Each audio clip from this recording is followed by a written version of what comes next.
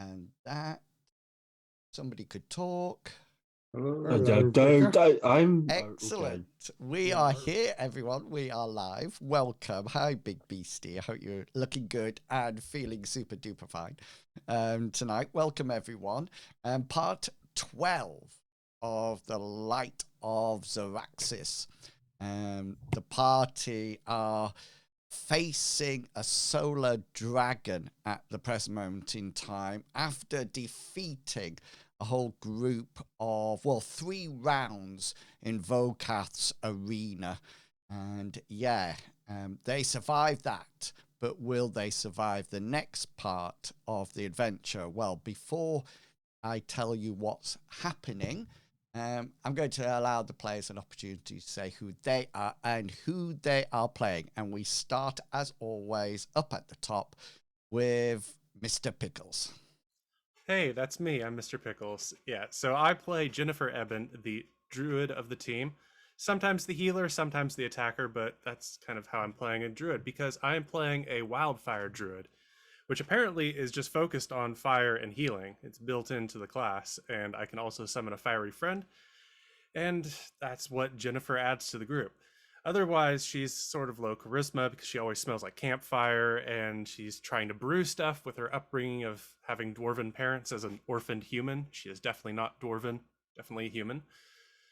And she follows what the rest of the group does mostly, and that's Jennifer. I'd like to pass the mic to Chugawugga.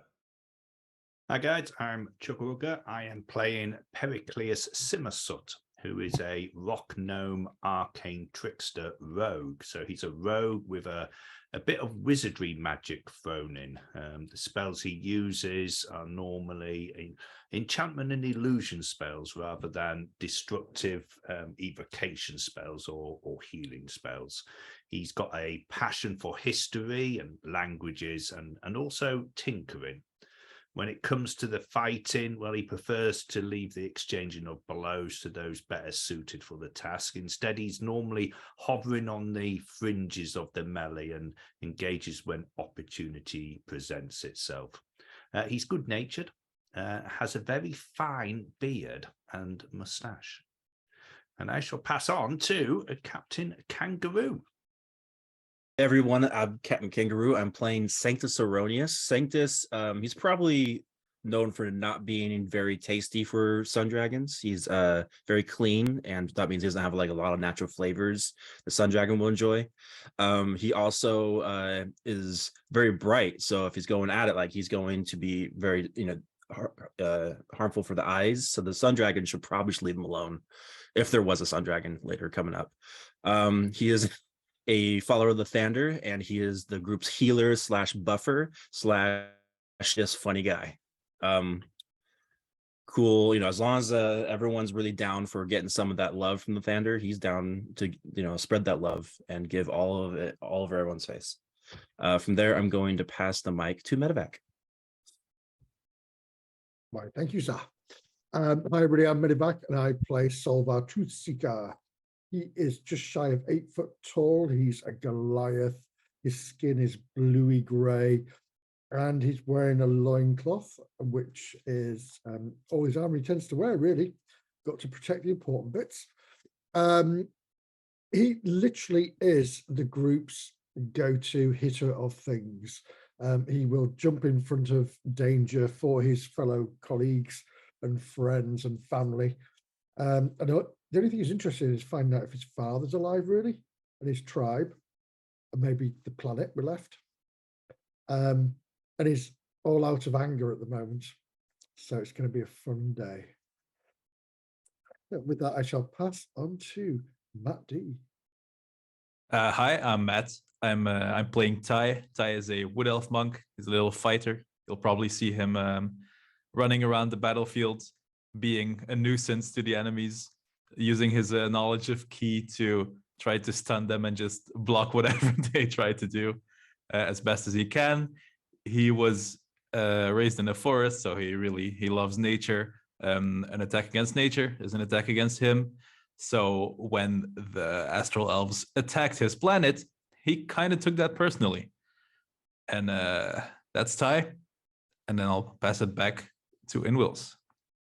Well, thank you. Yeah, the party are way through this adventure now. They've been up in wild space. They've sailed across the astral sea, and they're currently in doom space.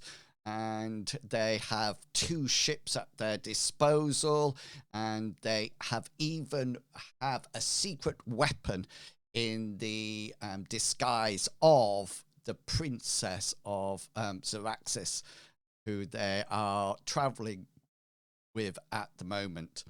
So basically, they have decided to form a coalition, get a group of ships together, a group of mercenaries, and then somehow defeat the Xaryxis Empire. And in doing so, hopefully destroy or prevent the crystal vines that are on their planet to stop them from taking over the whole of the world and destroying it, giving its life back to the star of Xaryxis. So the party have met on a floating asteroid, a merchant called Vocaf, who said that he will talk to the coalition people and actually bring them together if the party could defeat 3 bosses or 3 rounds of monsters in the arena. That they have done. Okay, and they did that last time, and the end of the adventure, I'm actually going to read what I read at the end, and then we'll go straight into it. So the party have not had a long rest or anything. They're still damaged from their noble fighting. And at the end of the session last week, I read the following. A portion of the dome above the arena shatters, startling the spectators and causing shards of crystal to fall like rain. A serpentine dragon with scintillating scales and nebulous wings sweeps down through the hole. Mounted on its back is an armored figure whose face is hidden behind a visor. The figure called out, "I am Prince Zaleth of the Xaryxian Empire. I have come for my sister Zidalia. Surrender her to me, you rats, or be annihilated." And as you look up to the Prince Zaleth riding on the back of the dragon, you also see that he has been joined by something else. It appears that there is a fleet of Star Moth spell-jamming ships. They seem to be lurking around the asteroid. There's about 12 of them. They appear to be in range to probably hit the asteroid from where they are. If there's any weapons on the asteroid, they would be able to hit back. But they definitely seem to be keeping about 250 foot away from the asteroid. You think they are more like probably forming a ring that might be there to prevent ships escaping or other ships coming in. And yeah, that's where we will pick it up at that point. So yeah, so he gives out his order, and you see him on his dragon and look around and see the star moths that seem to be forming some kind of perimeter. Yeah, anyone, off you go.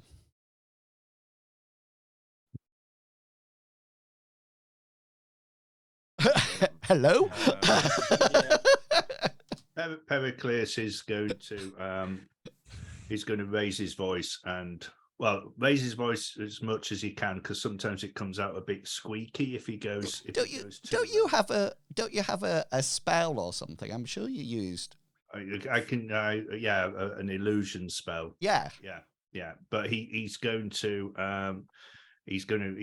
raise his voice and address this this prince who's come through on this dragon. He's looking a bit worse for wear, is Pericles. He's got a large bite mark on his leg where one of the sand sharks, when Ty ate him, took a bit of a bite out of him, and the entire side of one of his face is all burnt and blistered by whatever that big thing with the club spewed out at him. But he's going to address the prince, and he's going to say, excuse me, the princess is under our protection. We gave our word. Well, we gave our word that we would help her against your father.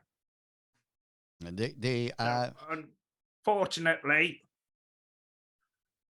the only way that she's going with you is if she does so willingly. And to back it up, he's going to take a couple of steps forward to make his intentions clear.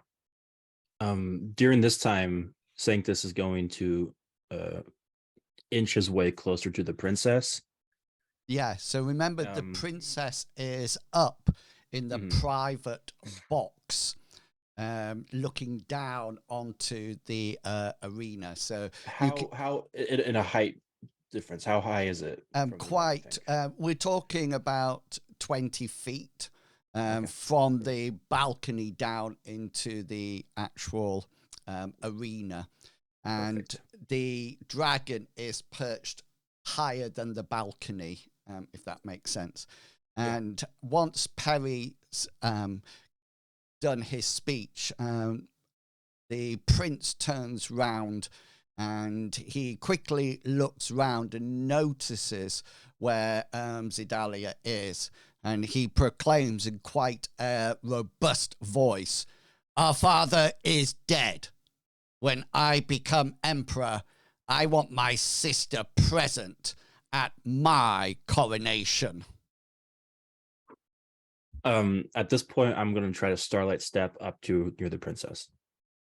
Yeah. That won't be... How far can you starlight? 30 feet. That's why I wanted to... Oh, yeah. Yeah, you can easily move yourself up into the private box. At this point, Vokav, who's been listening to everything, sort of like turns around and he says, we have no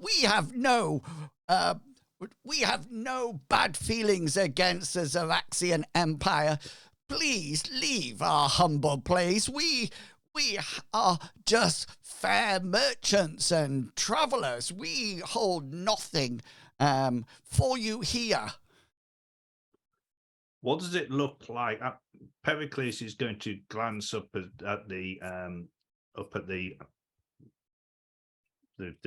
gallery, I'm going to call it, because weren't the leaders of the exactly the coalition there? What are they doing? Well, they seem to be totally stunned into silence.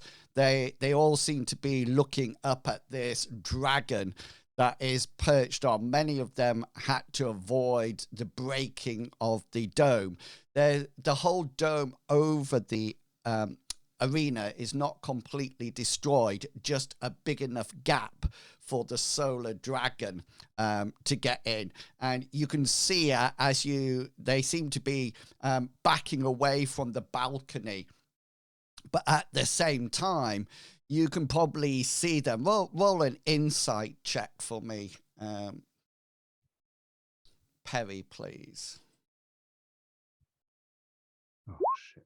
Could have done with that for an attack roll. Yeah, you sort of like see them, and you definitely get the feeling that they seem to be eyeing up the situation and maybe even looking for whether or not they can escape we saw these other ships. Do they have any ships in the vicinity, or is it just the two that we have? There was a couple already parked. Yeah, so moored, wasn't there? all the sort of like the spindles of the asteroid have ships parked at them. And if you remember also, there's a tower that has another ship. I think I shared with you the picture. I think there was a couple of other ships. Yeah, there was more than a couple roundabout. It looks like some of the coalition's fleet are definitely all on this asteroid at the moment. Sanctus, as you appeared next to the princess, she sort of like sees you appear, and she sort of like looks over to you, and then she actually talks to you and says, "Not everyone in the Xaryxian Empire supports his claim to the throne. He needs me to legitimize it and prevent any unrest that might otherwise occur. But I see no choice but for me to return with my brother. Let's just say we don't want an unfortunate accident to happen here." We can try our best to distract, but I don't know what we can do against a sun dragon, Your Grace. I think any chance of running will not go in our favor. And she seems to talk. She seems to be having a conversation with her brother. Sanctus, can you just make for me a perception check? Yes.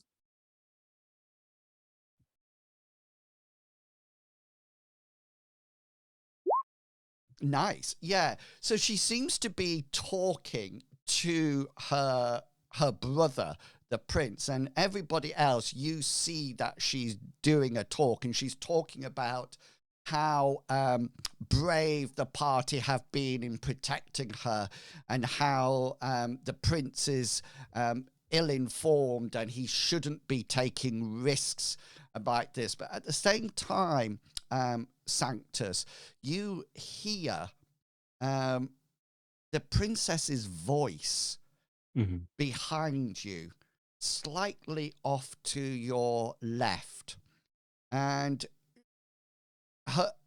it looks like she's stood in front of you, but at the same time she seems to be almost like lurking off your left shoulder, and you almost like feel her breath on your neck, and she almost like whispers to you and says, "I need to go with him. You need to find me in the Temple of Light in the Imperial Citadel. There we will be able to confront him and, yes, possibly remove him from the throne." How do we enter the Temple of Light? She says, "Take this." And you... I'll leave out my hand a little bit, but not too obviously. Yeah, it just sort of like slides into your hand. You probably got your hand facing the back, and it sort of like comes into your hand, and it seems to be a ring. And she says, "This is all that you need. You will need to rescue me in the Temple of Light, in the Imperial Citadel, in Xaryxian space." And at that, she sort of like, you feel the presence disappear, and you see the princess that's next to you almost like stutter slightly over her words, as if something's catching up. And she says, "I will go with you, brother. I will go with you." And that point, the prince lets out hideous laughter, a guffaw of laughter. And the solar dragon, it's almost like takes flight and comes down and picks her nimbly off the private balcony. And she seems to be very astute and very familiar with dragons. Anybody watching her, you see that she obviously has done this before.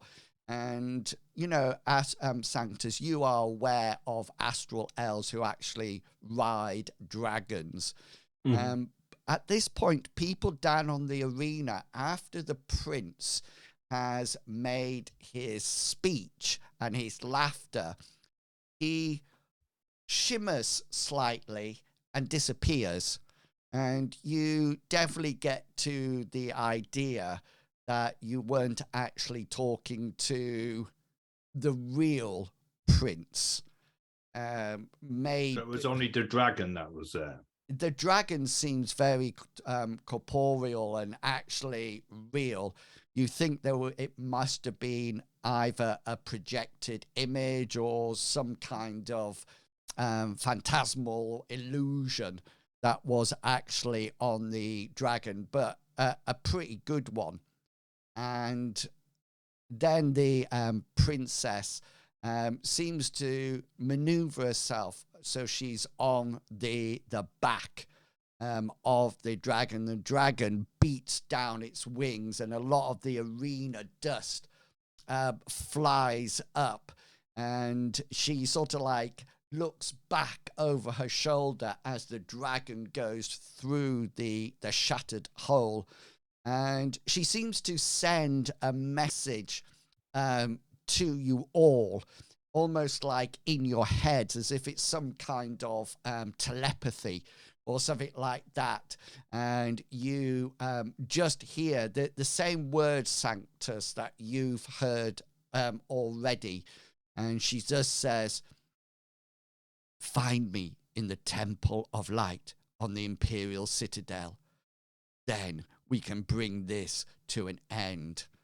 And she flies off out of sight. And as the dragon heads towards the star moths, they seem to slowly put sails up and maneuver themselves away and disappear out of sight.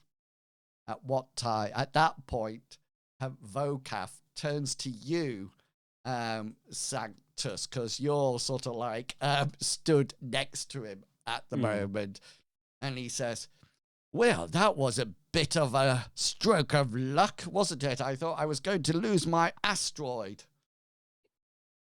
Bogaf, you will lose your asteroid eventually if you do not help us save the princess. That will happen again. He goes, "Me? Yes. Me? You. Rescue someone? No, I am not a fighter. I am more of a lover." And that's fine, but let us use your resources to penetrate their defenses to help save the princess, because without her, your realm will not be yours. It will be conquered just like all of everyone else's realm. He says, "I am a man of word. You have survived 3 rounds in my arena. You are free to talk to the other captains here and convince them to join your rescue party. Would you like me to arrange the opportunity for this to happen?" Yes, please. Disclose with my party what to do next. Okay, yeah. So let's say that you are all. Can you see where I'm pinging on the map? Mm-hmm. So let's say that you're all in that position, so you can move yourselves to that position. There's no time for a rest or anything like that at the moment. What about a prayer of healing, which is 10 minutes? If you wish to do a prayer, a spell, you've probably got time to cast spells. If that's what you wish to do, that's not a problem at all. How much does Sanctus tell us of his discussion with the princess? So yeah, I kind of disclose it as I'm praying. The princess wants us to meet her at the Tower of Light, which Temple of of Light. Light. That tower, Temple of Light. She also gave me this ring. Could I also roll an insight check to see if I understand what this ring is? Yeah, so you would have to look at it and for a period of time, which you probably don't have the period of time now. Pericles use his wand of detect magic to see whether it's magic? That's absolutely fine. And this is a general question, something that I was puzzling over. So anybody with D&D experience, if somebody has a wand like Perry has that detects magic and he casts it, is it just the person who is holding the wand that sees the magic, or is it a case that it glows for everyone? I would imagine the person the wand. Yeah, that's what I thought. So Sanctus, you told them about the ring, yeah? Mm-hmm. It's definitely a magical ring, and it looks like it's quite powerful as well. There's quite a hum off it. It glows quite brightly. You're not. Pericles will say that. He'll say, "That's a very powerful artifact. That." Did she say what it did? She didn't really disclose it would help us? She just said this is all I need to find her. So I don't know. Maybe it's a key. Maybe it's this a compass. I don't know. Temple of Light. Are you familiar with it? Could I do insight for that as a, Yeah. By all means. Was it insight or would it be knowledge? It's up to you. You can either do. It's at 15 healing points to everyone. Everyone, yeah. So everybody has 15 points. Right, I'll do an insight.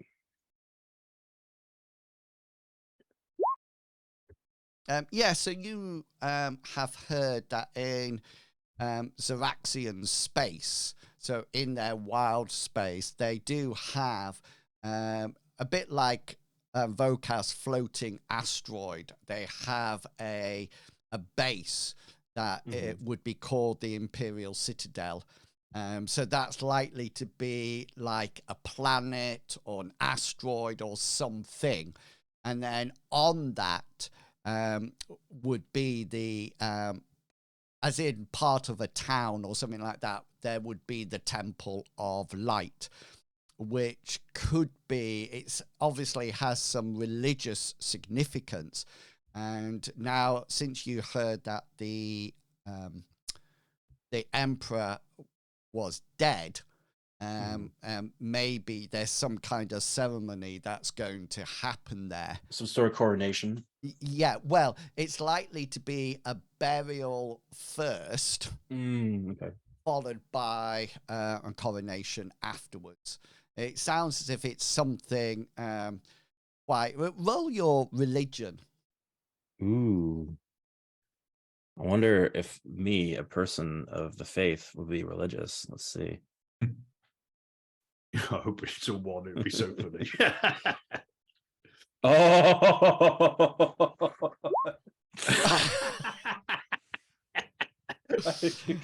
Yeah, you. I only know about one religion. You just think there is a god and that's it. And his name's Lathander. Yeah. I don't know what this other cults you're all involved with.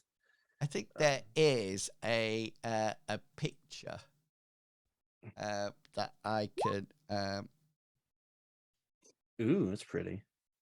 That's what the ring looks like. Pericles is going to say, with the Emperor dead, will there be a period of mourning, or Probably, but probably not as long as we would like. and is his successor guaranteed to be the prince? From what the princess told me, she said that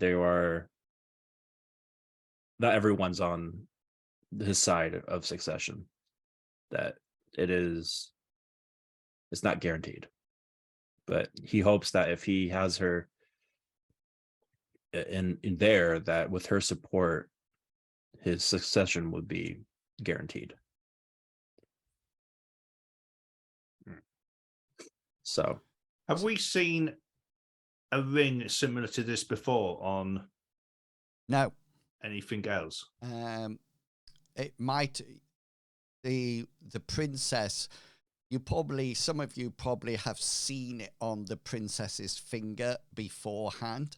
I mean, it's quite obvious. It's not as if it's a fine piece of jewelry. It's quite chunky. But you've never seen, all the time that the princess has been with you, you've not seen her use it or do anything with it. But it definitely seems to be hers. You know, all of you remember seeing it on her hand.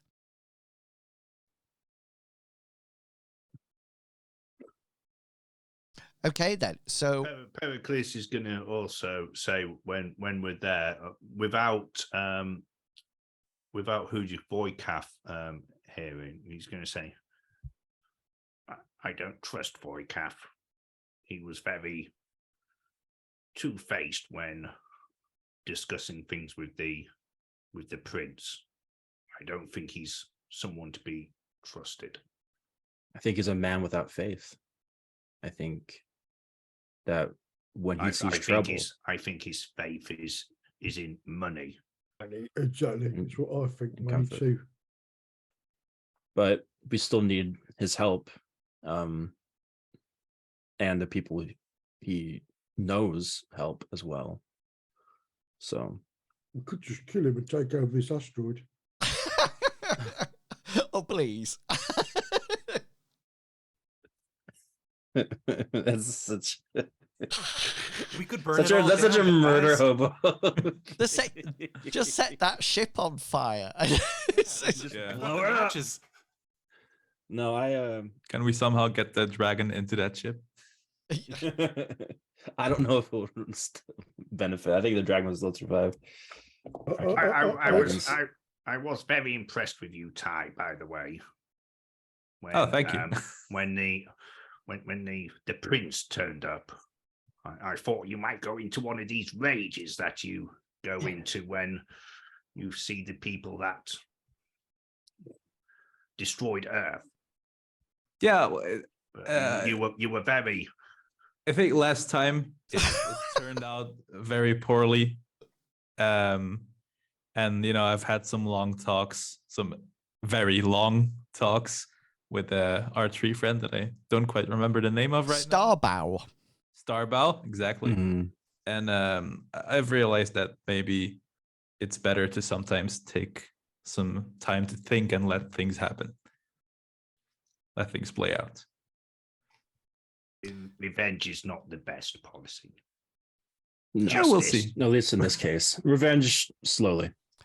I think we should have two plans. First one should be to talk to the coalition and make sure that they're on board. Mm-hmm. And the second, well, we need to come up with a plan to get to this Temple of Light. I have an idea, but let's get the coalition first.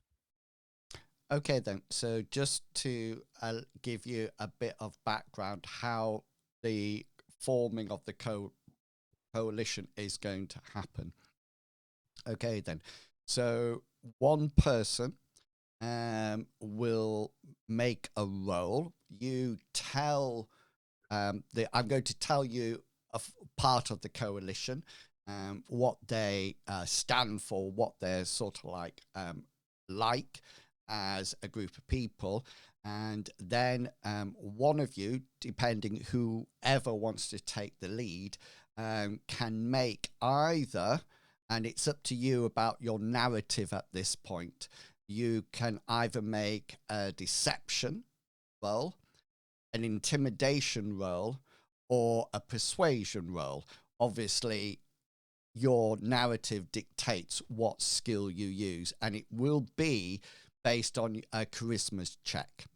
So it'll be a charisma check with whatever you decide to do with deception, intimidation, or persuasion. You do have another option.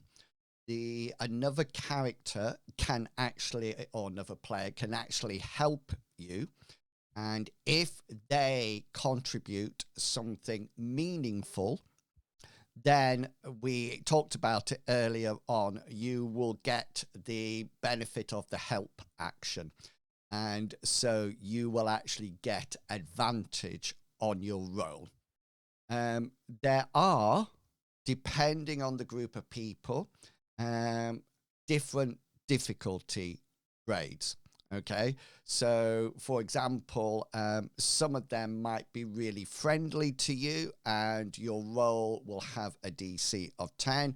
Some of them might be downright just hostile to you, and in which case the DC it will be, say, 20 or 15. You don't actually know what it is until you actually make the roll, but it is important that you have a think about who's going to say what, who's going to approach them. And just to let you know, if one person fails, okay, at a roll, so a group of people say, no, we're not joining you, then that person, if they roll again and carry on talking, no matter, you can't use the help action anymore, and you will be at a disadvantage at that point. So once you've lost a coalition, then your roll will be a disadvantage. So it's a good idea then to swap with people. I'm actually going to tell you, I'm going to put a little picture in the chat of the coalition, okay? And the different members of them. So each one of them have some ships. Each one of them has a various sort of like what they would fight for, what they might not fight for, etc., etc. And I do apologize because I will murder every word, okay, because I'm not familiar with them. So the first one, hang on, I've actually got a little speech bubble.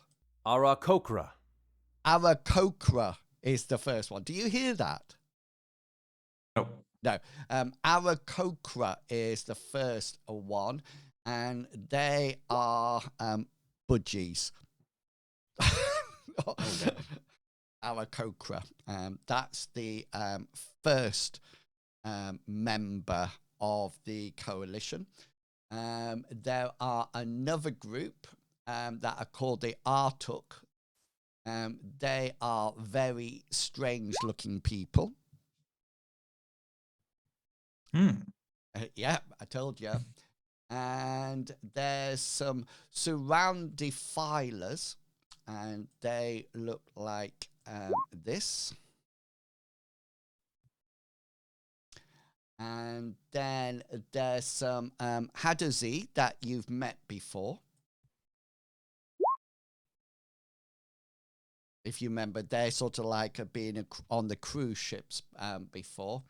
And then there's 3 green mystics, which look like this. So like huge praying mantists. I love that weapon that guy, that 3 green has. I just think it looks so cool. Wielding that round about will be perfect. Okay then, so we're actually going to start off with the Arakokra. And yeah, so all these people are sat round the outside of the circle that you're about to go into. They are sat on a chair with their first and second in command, or their first mate, and maybe their gunner or whatever. And they're sort of like around the room, and Vocav has done his bit to actually make them all come here. And so it's actually down to you now to do the convincing. If you want to have a chat about it before you go in the circle, then have it now. Once you're in this room, then any discussions will be heard by everyone. Of course, if you don't fancy somebody in the coalition and think, no, we don't like the look of them, then by all means just say you don't want to talk to them about it. Okay, then. So, yeah, have a quick chat if you wish, and then once you're ready, come into the room and let's see who you can convince. What do you guys think? I brought the fire. If we need to set anything on fire. Any of you charismatic? Any good at performing? I think we're all charismatic in our own special way. Maybe if I stun them hard enough, then they won't notice what's going on. Yeah, the natural defenses. It's gonna, I guess as an astro elf, it's gonna be a little bit more difficult to convince them, but it is my my job usually to convince people to do something that they probably wouldn't want to do in the first place. So I mean, maybe you could stand behind Sol and pretend that your voice is his voice. Yeah. In some aspects, it may well be better coming from an astral elf rather than one of us. It shows that the astral elves aren't all following the emperor or the soon-to-be prince. Yeah, it shows that. Shows that we don't want to take over the universe, like our leaders are suggesting. So, yeah, if you want my opinion, honesty, integrity, and truthfulness. I only know about one of those things, but is how we should be playing this. We lay it out to them how it is. Yeah. And if they don't want to, well, if they don't want to help us, then we go alone. Yeah, you go.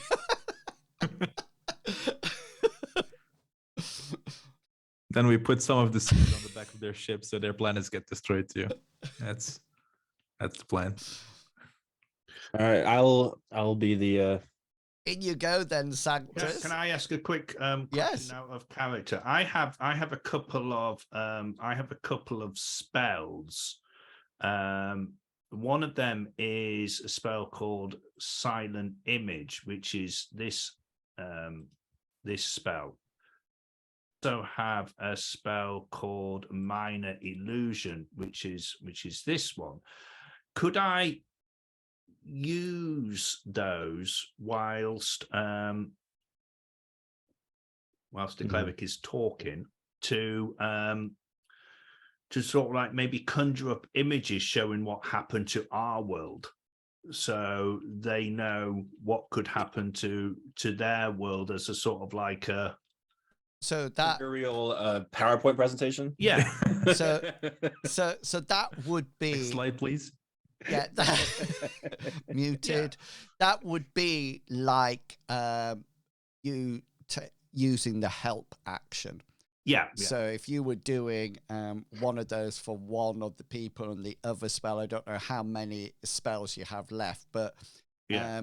That would clarify you. Well, as if I doing the can use help. minor illusion, that's a cantrip, so I can cast that. Which is why I was asking which one I would be able to do it. If I'm using silent image, that's a first level spell, so I can only cast how many more first level spells? I can cast 4 first level spells. I haven't cast any yet. Oh, that's all right. Well, you can start off with the cantrip and see how that goes. Yeah, in any case. yeah. So that's my that's going to be Pericleus's plan. He's going to, when instructed by, he'll talk to Sanctus, and when instructed, he'll produce an image as best that he can remember. Can you remember when we were sailing away from our world, and there was all those vines coming up, and I'm not sure if you could do something that it's literally can make a chair, a muddy footprint. It says here, or a chest, 5-foot cube in size. So if he just does a silent image of our world with these vines, that would qualify without it being moving or anything. Yeah, that would qualify you as giving a help action. So that would give whoever's talking advantage on their Pericles will talk to everybody else, though, because if anybody else can come up with anything different for it, then he's quite willing to go with it. I can add fire to your display. Is your wildfire spirit still around, or will that have gone by now? I believe it's a maximum of an hour, but if he's bored, he can head out if he wants to. He's quite happy. Marshmallows. He's just sort of like smoldering next to you, but yeah, well, we're having a good time. Yeah, hanging out. Maybe with it's just to immortals. do some like dancing or whatnot, so they kind of get the attention of everyone. Yeah, some flame you dancing. want to include him, not me. You want my friend? Okay, yeah, you Pretty can much, have yeah. my friend. Okay then. Well, right. get into the circular room. Let's see where everybody's going to. Before I enter the circular room, I want to do my last time of my little mix of bless and it kind of helped me out. Yeah. Bless and the other one. I just can't think of what the name. Embolden, yeah, Bolden Bomb. On myself, so I get a little 2d4 added to whatever my rolls are going to be. Nice. Okay. Just to kind of help buff up a bit. Get into that room, people. All right. It'll be fine. Be fine. We'll live. What's the worst that can happen? I'm thinking no other ships. No one joins us. We try to leave and our ships are gone. Is a soul coming in as well? And Jennifer, you're waiting outside. I don't know if I should follow. I feel like I give off bad vibes. Oh, there But might be my wildfire spirit will go in, so I'll go in and I'll loiter around. Yeah, okay. Just keep an eye on them. Yeah, you can come in. Sol's going to go in and he's going to find the nearest chair and They just saw us take down these challenges as a team, right? So we're the team. The team has to be. So where you're stood now, Sol, these are where the coalition are sat. So like here and here and here and not a problem. Is there a spare seat? Yes. But you could go in and stand. You won't be threatening at all. There's 8 foot tall. That's how Soul helps. He just stands there threatening. Yeah. Okay then. With the Arakoa. Okay then. So Fluffy. this is the first people, the Arakokra or Kokra, and Vogath gestures to them. And he says, from the Arakokra representative, we have Rika. And Rika stands up for a moment and seems to do a somewhat of a bow. And as he bows, he fluffs out his wings to look a lot bigger. And then he sort of like... Pericles will bow back. So will Ty. Oops. And he stands... upright to listen to your discussion, resting on the staff, and he says to you, the first thing, even before you open your mouth, Sanctus, he says, we are here for our own personal freedom. We need a new place in wild space. I will listen to your arguments to see whether or not you are convincing. And I thank you. Should I start with him?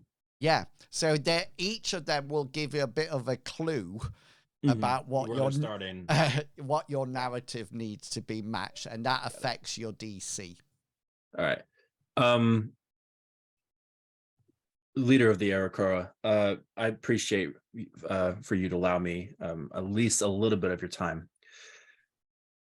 Right now, across the universe, the Xaryxis Empire is slowly absorbing planets to power their own sun. The less amount of planets, the less room there is for a home for you and your people. With your help, and trust me, it's going to be a difficult fight, but with your help in preventing the coronation of the invincible emperor, the prince, we're hoping that if we're able to change the coronation to benefit the princess, not only will there be, a stop of absorbing another planets, but maybe with your help, the appreciation from the princess will allow you to find another home that she will bequeath upon you. So at that last point, he seems quite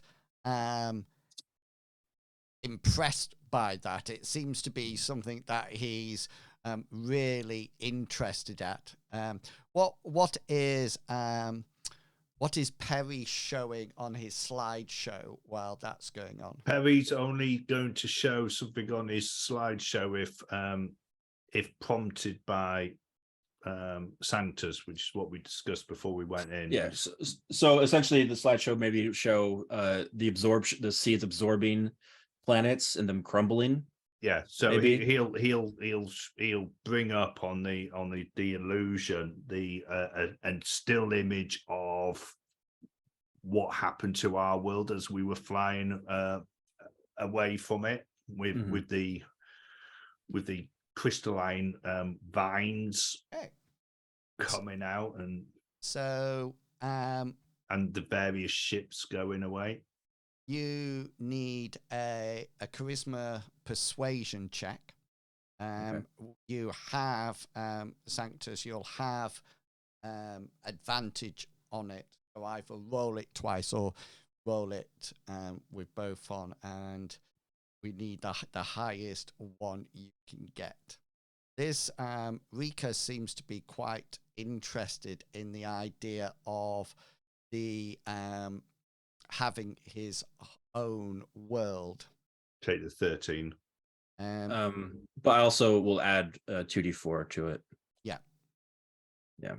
Kind of make it a little fun. Should I do which one 2d4 for everything or per roll? Just roll it. Just roll 2d4 and then we'll just add it to the biggest one. It's up to you. It's exactly the same. Of course. Okay. All right. 7 points. Top one. Yeah. Well, you only needed a DC 15 to convince them. And so he is happy to join with you. He has the Shrike ships. And nice. He has 5 of them, including the his flagship, which is the Skyra. Okay, so they are on track. They like the idea of getting their own homeworld, and they are excited that the princess will grant them that. We go on to the Artuk Elder. All right. I guess could I roll an insight to see if I know anything about Aratuk? or are they just gonna Well, they're going to present talk. themselves a bit? They're going to talk to you. Right. They seem to be quite off-putted. They don't seem to be paying attention to what's going on in the room at all. They seem to be almost like very disconnected. Their first person, who's called Vortshu, stands up and he says, "We are here to kill. We do not take prisoners. If you can convince us that you need our help and that we are going against a worthy opponent, then you will have my support." We're going against probably the most dangerous opponent in the galaxy. These people are looking, or I should say the Emperor in general is looking to conquer the galaxy. They have a large force and they have the power of a dragon. I think there's no other possible opponent out there that would honor you any more than literally the Emperor of the Astro Elves. There's plenty of room to kill, and with your help, we expect a large battle to come forth. Inwils, you're muted. Thank you. This race is actually, they're very proud of themselves, and they're actually hostile to you at the moment after seeing your fantastic battle within the arena. It seems to sort of like put them, they appear hostile and aggressive to you. So your DC for this is a 20. Yikesies. Got a 20 last time. Yeah. All right. Persuasion. Yeah. Intimidation's crap, so might as well do persuasion. And then Ooh. You can keep that one. There we go. Roll it again. I'm just interested in whether or not Just- it goes any higher. Yeah. Natural one. Got it out of the way.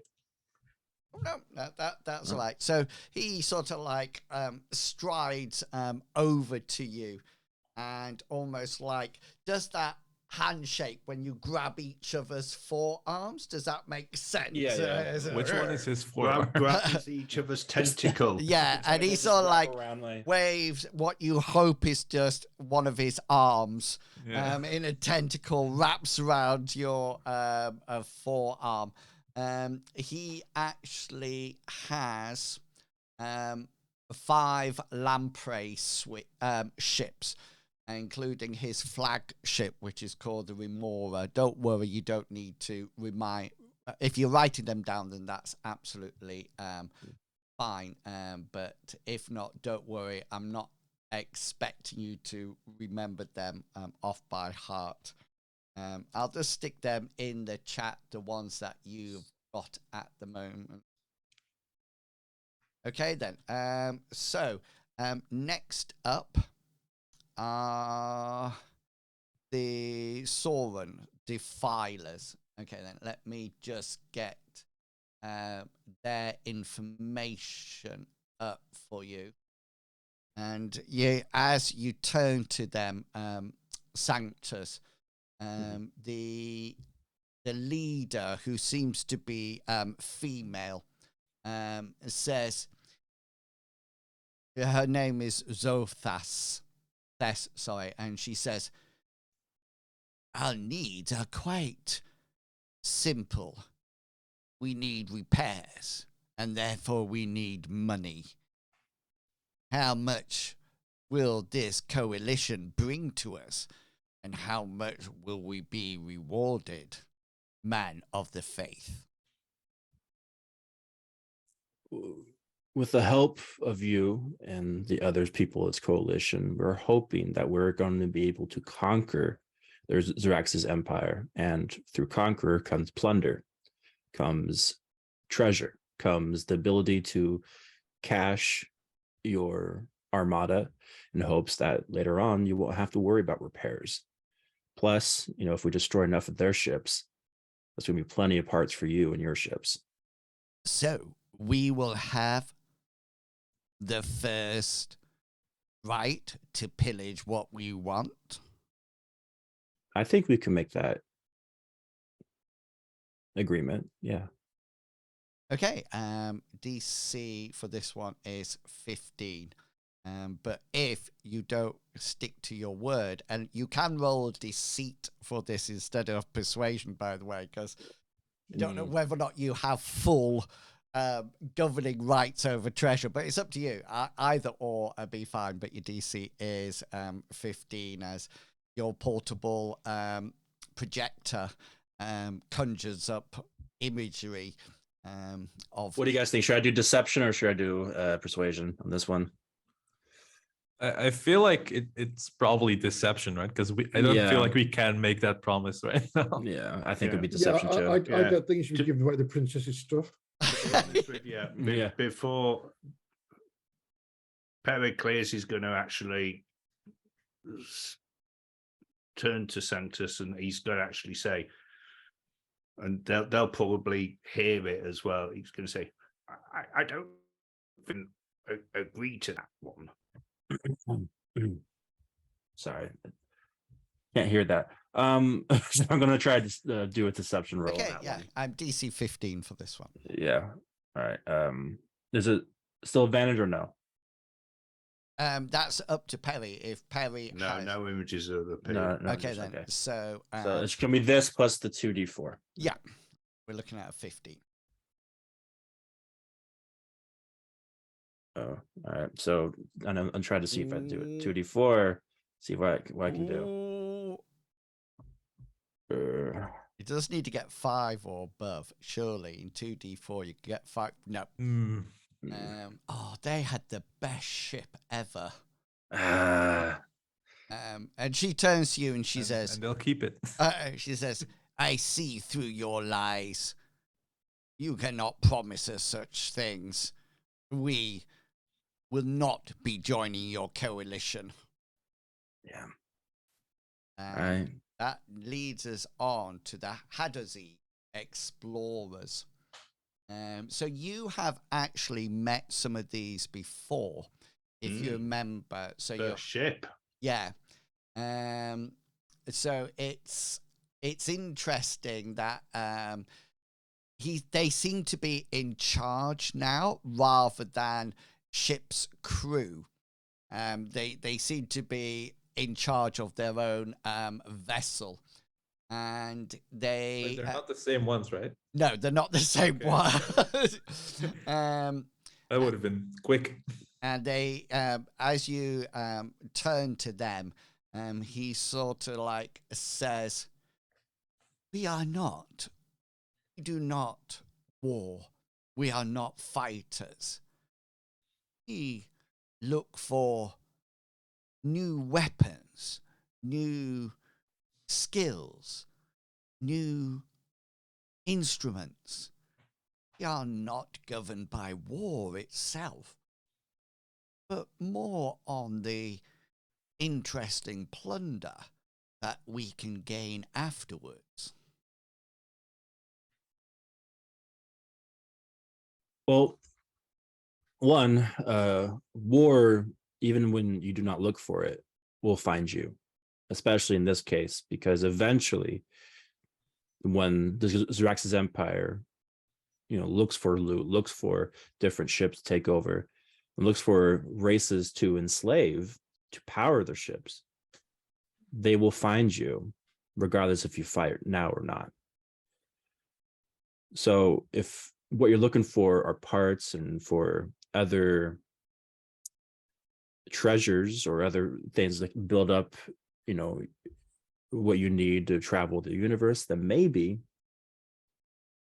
you might need to help us now, so that way you're able to get access to these treasures later. Your word, maybe. That word makes me feel that I need to be wary of joining you. Maybe you can sweeten the deal by giving us something in advance. I'm gonna look at the parry. He Like, turns "Do around you and have says, anything to give?" I do not want the gnome. Do we have anything to offer, Harry? I forgot what we have. Can you show him like an image, maybe that breastplate or something? Well, as Sanctus is talking, and he's talking about how, you know, peace and war finding you, Perry's going to bring up the image of the sort of like the town square of our world, and then another image of all those vines erupting and people fleeing, you know, all still images of stuff like that. So he's awaiting the exchange of a gift at this point. I don't think I have anything to give besides maybe something I can Does give he him. like explosives? Because we have a ship full of them. Does he like pretty little religious? It's completely up to you what you offer, and that impacts on the DC. What do I have? I have. I will offer him my. It's the only thing I have for. It's a holy symbol of the Thander, an amulet. I'll take it off me. Okay, then he sort of like looks at it and mutters some words over it, and he sort of like seems somewhat unimpressed. Yeah. DC for this one will be 15 then. Couldn't you offer him like a bunch of your candles and like lotion? Yeah. Doesn't I give will those also out for free. kind of, huh? Charges for those. I know, but in this case, I kind of need, so that way I don't die. I would rather them be the focus of death and not me. So I will offer any candles to kind of benefit that, or any lotions. Yeah, the lavender infused. I think lotions. he probably wants weapons, but he probably either something magical or something. I'm not gonna give him that weapon. ring. Yeah, so yeah, go for it. You can either roll persuasion or deception. It's up to you. It's persuasion, I think, in this case. I'm not deceiving. It's on DC purpose. 15. Oh, come on. And you have advantage on this one. Oh my god. All right, I'm going to advantage again. Whew. That's the one go. Surely you can't pick another one. All right, so that plus I'm going to do a 2d4 that to 13. should be 15. So it should be 15. Regardless, Yeah. regardless. I don't know how you're gonna, and I'll get a 15. Yeah, I think that You would get a -1 somewhere in there. Yeah. So yeah, so they will follow you. All right. And they only have 3 space galleons. Okay. Nice. And that's it. And so you have 1 person left, I think. Mm-hmm. The 3 keen mystic. Let me just find their Our final Avenger.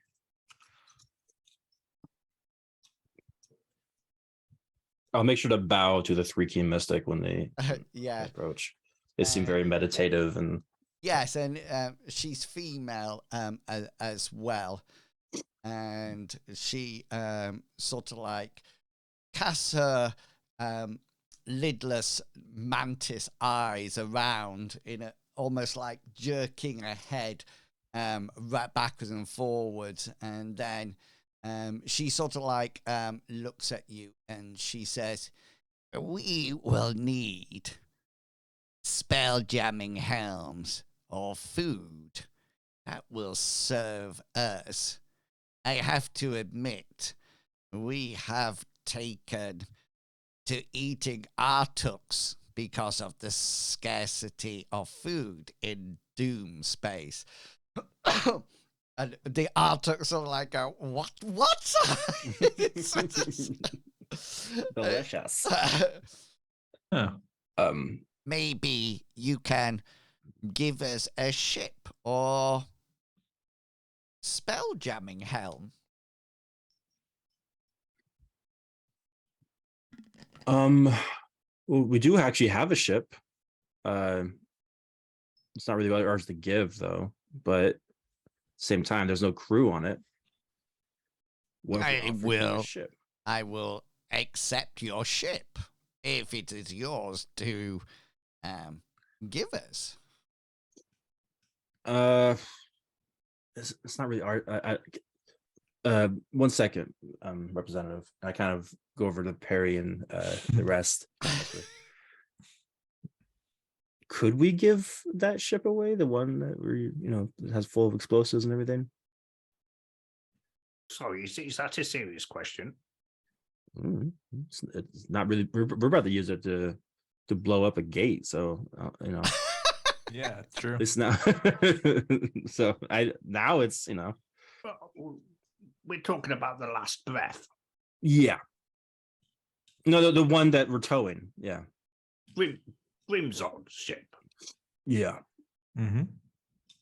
The one that we gave our word to.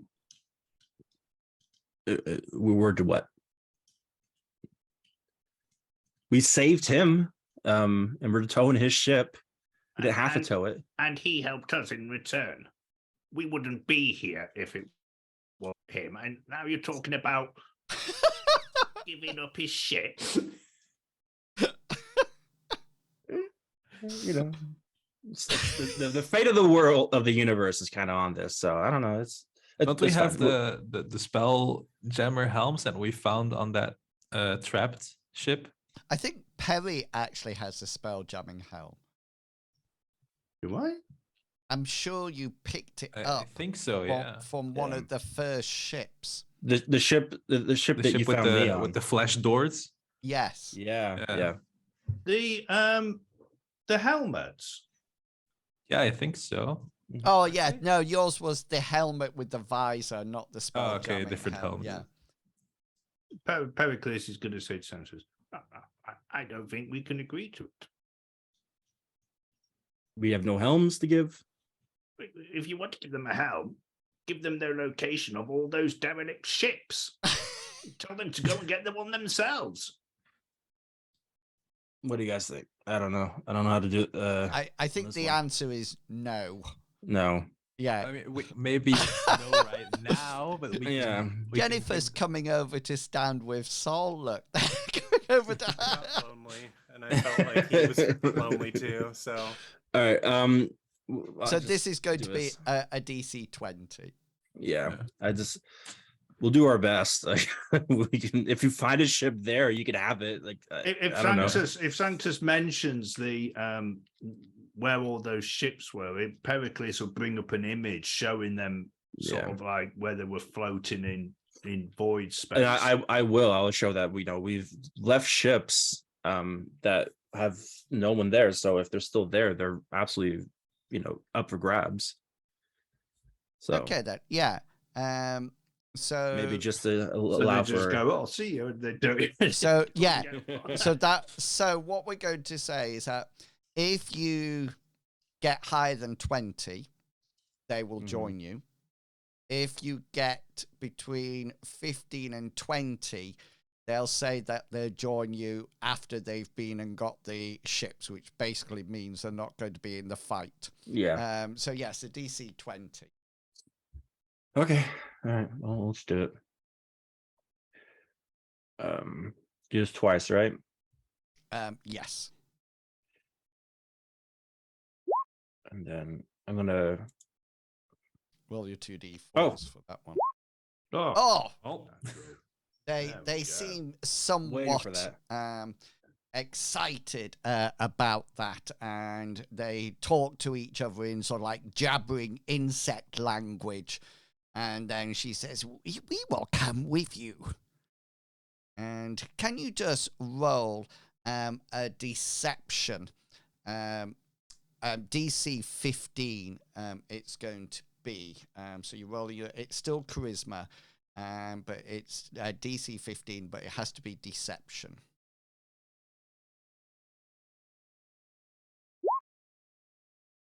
Yes.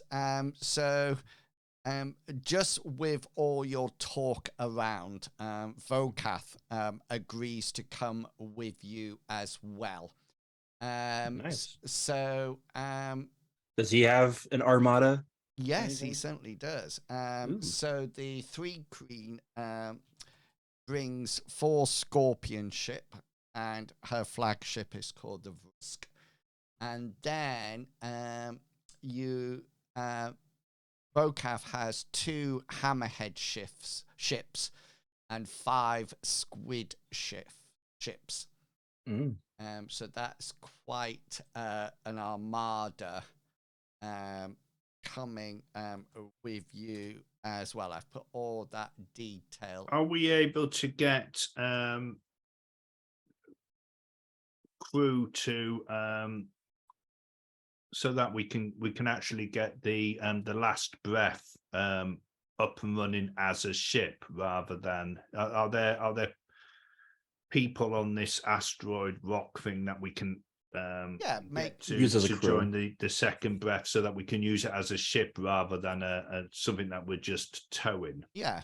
So Perry, make for me a charisma perception check. Not a charisma persuasion check. Want me to? No, Perry. Perry, okay. What am I doing? Persuasion. Yeah, with charisma. Can you roll the 1d4? Does Blessus go on to you, Sanctus, or everyone? It'll be in this case it'll be everyone. Okay. And so it'll be a 2d4 if it's everyone. So roll a 2d4. Come on, baby. Okay. Yeah, that takes us above 15. So they will crew out that. One of the Githyanki warriors will take charge of that ship. And you can release it from the tow in order to travel. Grimzod will still be in charge. He'll still be captain it. He'll just have some crew to. Yeah, that's absolutely fine. So that'll be a separate ship. And so with your coalition created, it's time to actually leave Doom space. Now, remember, you're going to have to leave Doom space, travel across the astral sea, and then go into Xaryxis space. Okay, so remember the astral sea is what's in between all the universes or galaxies. And so you're going to have to make that progression. And you head out all the ships. You are part of a great armada of ships now.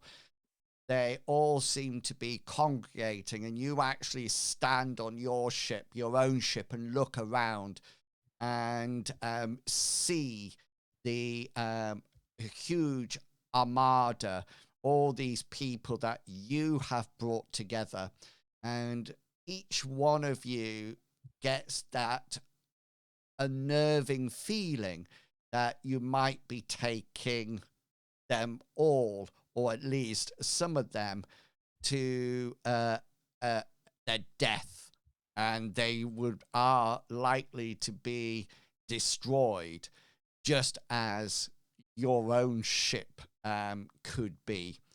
And you sail out through Doom space and emerge in the astral sea. And after about a few hours, in the astral sea. I'm going to talk about hit points, etc., in the minute. About a few hours traveling through the astral sea, you heading towards Xaryxis space. The following thing happens. A silvery fog catches the light of different stars and coalesces into clouds that vaguely resemble faces. They're enormous in space.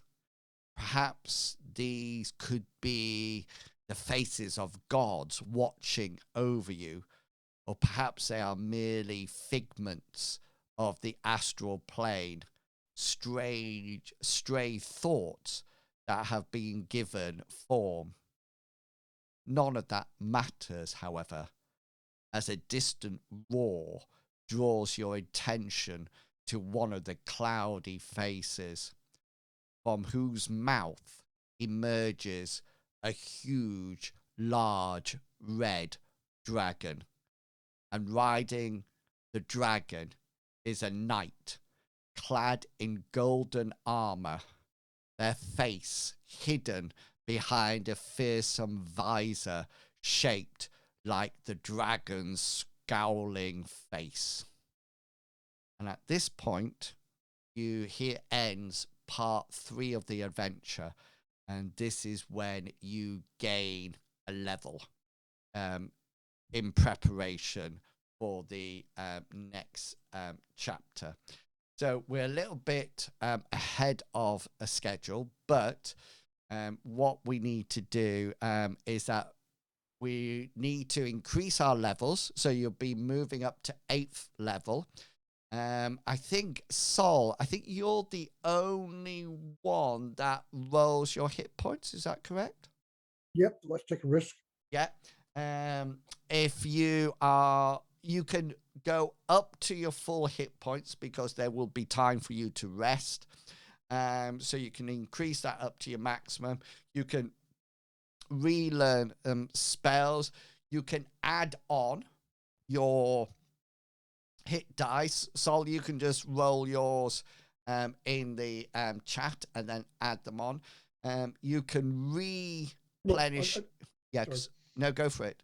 I did it automatically on the Beyond, and it's given me 3 hit points. That's so absolutely that fine. Was a bad roll.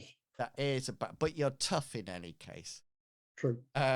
So if you get any other abilities, if you, I think if you're on D&D Beyond, it will help you level up.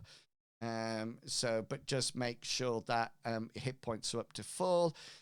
If you want to readdress your spells, you will have time to do that before that encounter with the red dragon. So you're actually 8th level when the rest of this carries on, and we move to the next to part 4, which is actually the final part of the adventure. So you're there, you've recovered, you're up, and we're heading towards Xaryxian space. Does anybody need to ask anything about their leveling up, or is everybody fine with that? So far, good. Yeah. Excellent. Yeah, I think I'm excellent. fine. So what we're going to do then is that we're going to take our break now, and then when we come back, I'm going to move you all to the title page. So we're all on this one. So you can sort out your spells and whatever, and that gives you enough time to actually do that in the 15 minutes, as well as grabbing a drink, etc. So we will be back at quarter to the hour. So please do go off and grab a drink, stretch your legs, and we will be back at quarter to the hour, and we'll see how brave and how fearsome the character's armada is as they make their final attack on in Xaryxian space. Okay, then we will be back real soon. Okay, see you soon.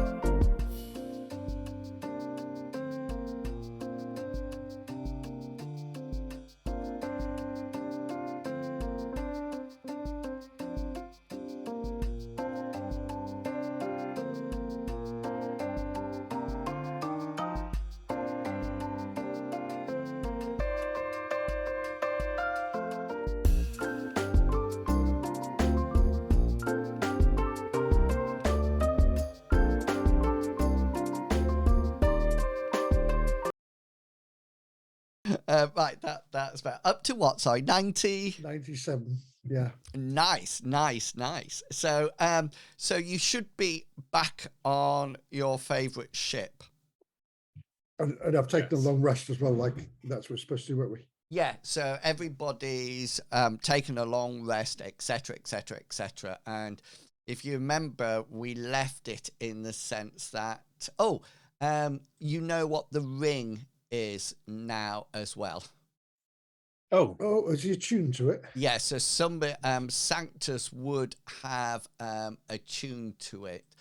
Can I just say, during that moment, I had this vision of the princess on one knee going, saying, Oh, yeah. Sanctus, you're our only hope. So it's actually a ring of shooting stars. So you get I've put it in the chat for you so you can say it. So you can cast dancing light and lights at will. While wearing this ring in dim light, you can cast dancing light. So it has to be dim light or darkness to cast them. Casting either of the spell from the spell requires an action. And then you have 6 charges, okay, currently. That's how much you have, but it will regain 1d6 daily at dawn. So currently the spell has 6 charges. So you could do Fairy Fire 1 charge, or you could do Ball of Lightning. You expend 2 charges as an action and create 1 to 4 3-foot diameter spheres of lightning. So forth and so on. So depending on the dice roll, how many you have depends how much it will actually damage is done. But I've popped it into the chat, so you've got the information. And Sanctus, that is currently you've currently got that. Okay, then. So let's move on to the final chapter. Well, not final chapter, final part 4. And this is called, just so you know, Saviors of the Multiverse. High hopes for you. And so if you remember, there was a red dragon and somebody riding on that dragon, and it sort of like comes out of a cloud of fog out of the mouth of a face that could be that of a god, and actually circles round and seems to be doing a huge circle of all the armada. And it looks like it's definitely seeking out what it thinks might be the lead flagship. What are the other ships doing? Are they? Yeah, so they're all in their own air bubbles. Nobody seems to have opened fire. It looks like they're not they don't want to attract its attention. So it's flying around, but it's definitely looking for the lead ship. Does that happen to be us? That is you, yes. Oh, great. Yeah. Shouldn't the vampire guy be on his own ship? Oh yeah, sorry, I can you move go. him. I just remembered that he was. Thank you. Yeah, I would just click him. I'll just delete him from that. Yeah, so the dragon circulates and seems to be searching for the flagship, the lead, which appears to be your ship. And as the dragon starts to come down, it doesn't look like it's attacking. Quite the opposite. And just off the port side of your ship, the red dragon back flaps its wings to almost like hover. And at that point, the rider disappears from the back of the dragon and appears on the deck. It looks like it's a bit like your Misty. No, it's not Misty Step. Starlight Start. Yeah. Yeah. It seems to be something like that, or some kind of spell. You also saw Hastane do the same sort of thing beforehand, and she sort of like lands on your on the deck and lifts up her visor, revealing a very stern-looking Githyanki there. And she says, "I am Dagaz, Knight of the Tunarath. By the order of Valkith the Undying, Queen of the Astral Sea." She doesn't cough at that point. "I declare that you are guilty of the crimes of trespassing. As your punishment, it is my solemn duty to decapitate your captain. So, which one of you dung eaters commands this barge?" We all point to the guy sweeping the deck. Can we point to the dragon? Yeah.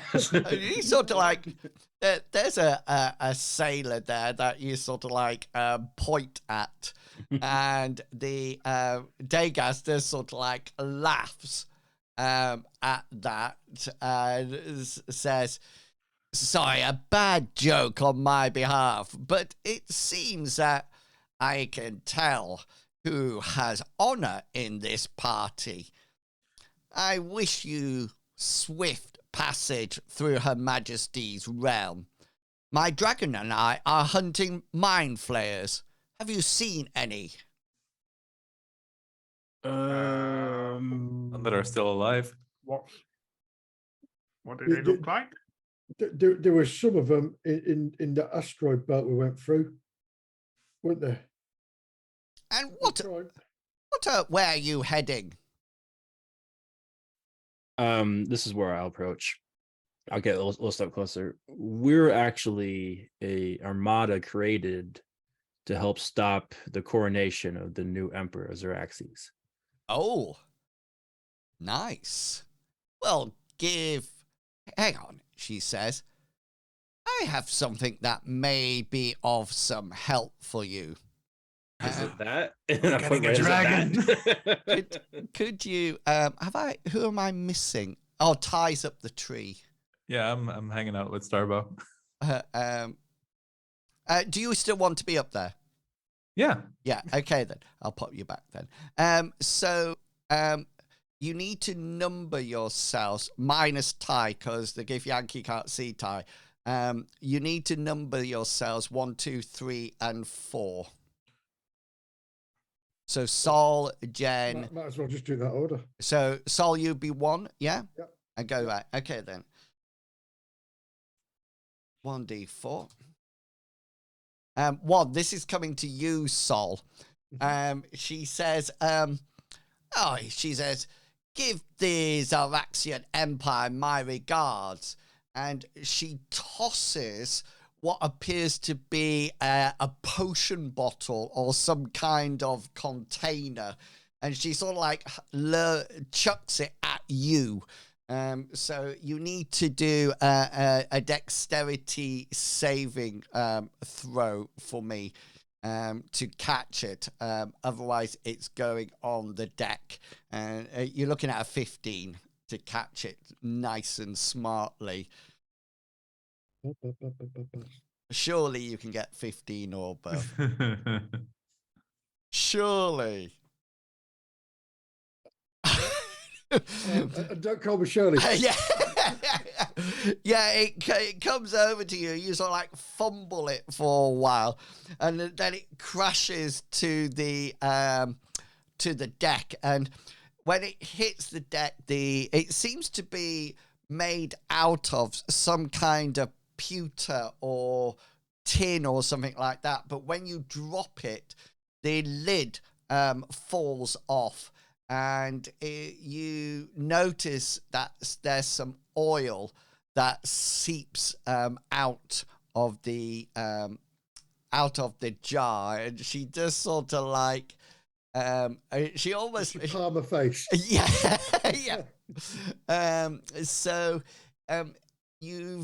It's literally she tells you what it is or what it was.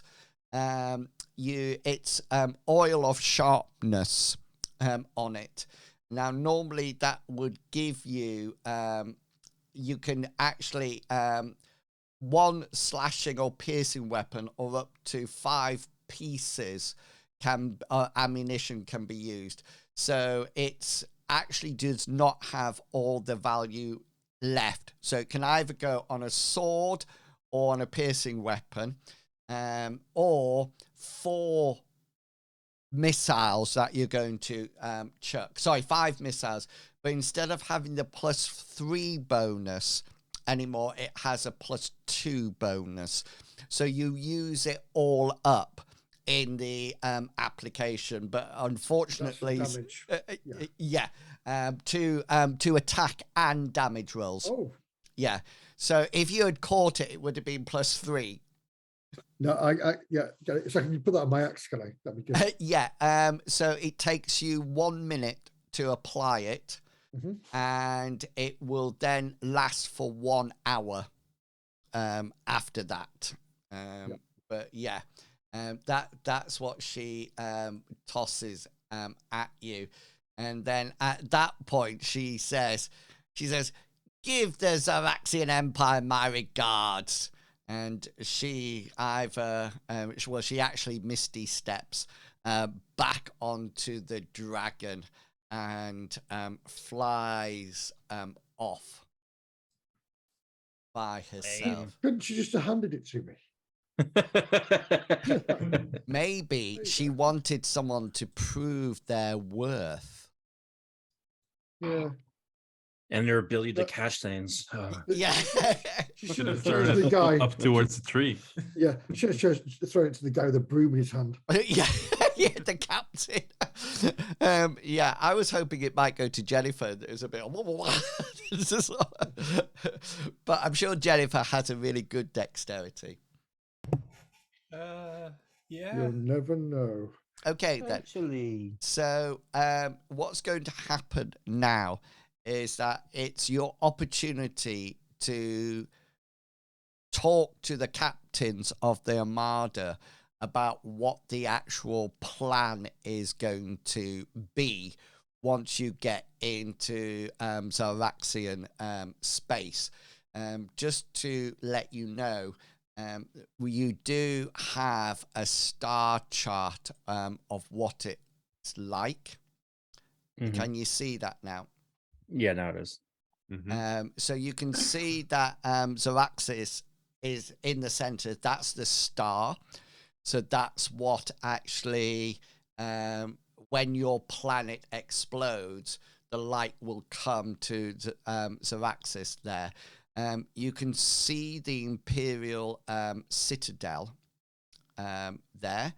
And I've put some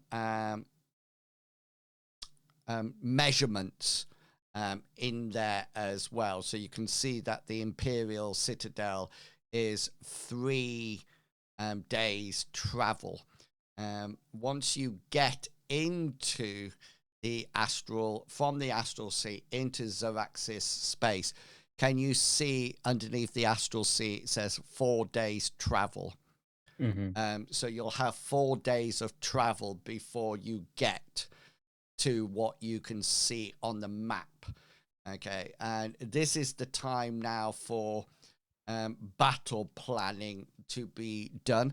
There's no roles associated with the battle planning. Anybody who's with you will follow orders. You don't have to be specific or very specific. You don't need to say you go 4 degrees that way, but just an overview with the captains from the flagships. What will be your plan? What do you need them to do when they arrive in Xaryxis space? You can talk about it to start off with as players, and then once you've made a decision, then we'll communicate it to the other people. So yeah, so go for it. This is my idea. I don't know what you guys have in mind.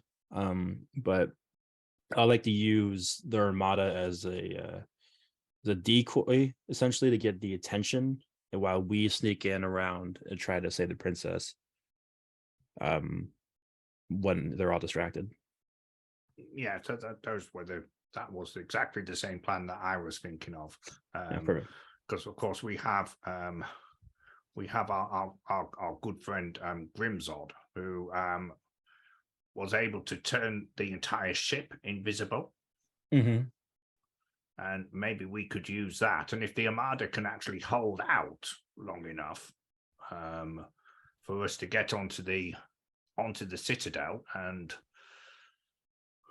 well, convince the prince that him becoming the next emperor may not be the best course of action for the rest of the universe. Convince. I don't think we can convince the prince. This is what I believe we can do. If we can help coronate the princess in time and show that she is the rightful ruler, she'll be able to have her forces stand down. Exactly. Which, yeah. I think I was going to say, send all the ships at the front door to shoot everything. Yeah, just big distraction. Do all what you can do. Just go in there, guns blazing, chop the place ships. up. So you have 20 ships in addition to yours. So that includes the vampire, what's his name? Grimzod. Yeah, Grimzod being on his ship. He can come to your ship if you would like him to cast the glyph of invisibility. Or we can do it via his ship too, whichever. Yeah, or you can go onto his ship. Which would be the best?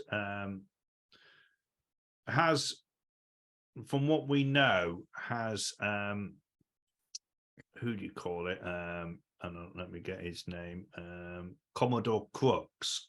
He'll have battle experience, won't he? Yeah, Crux is not keen to go on Grimzod's boat, though. If you remember, he was the one who didn't like the idea. No, but if we go on to Grimzod's, well, it was actually your ship.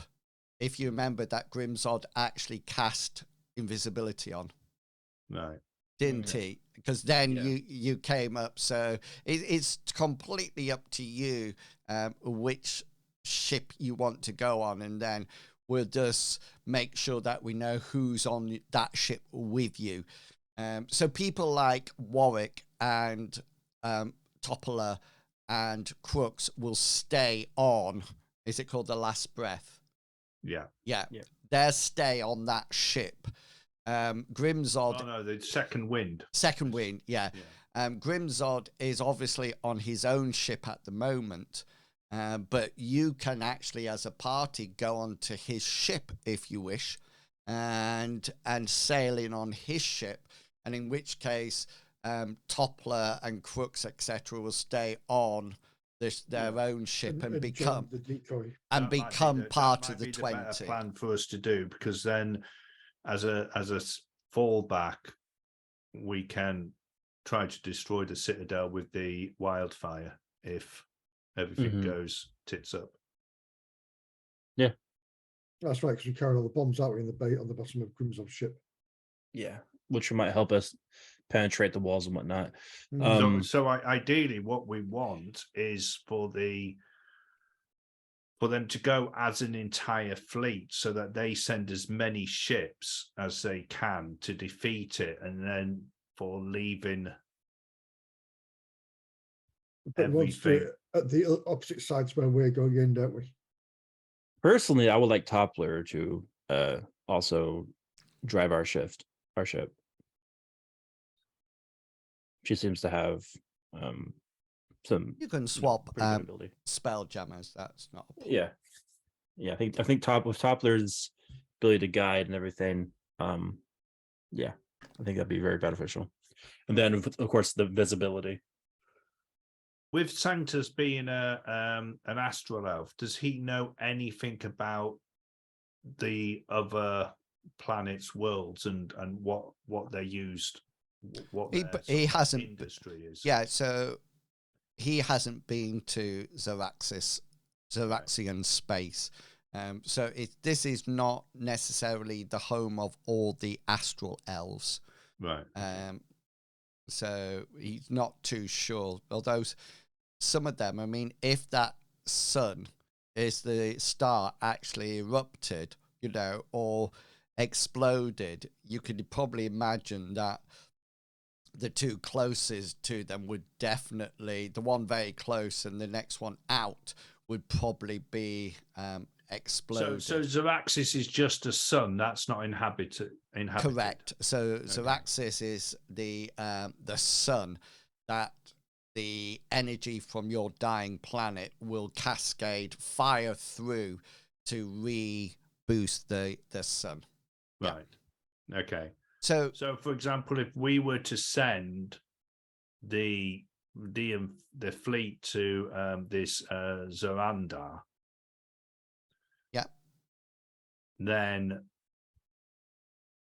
it would have its fleet and maybe whatever the Imperial Citadel was to send.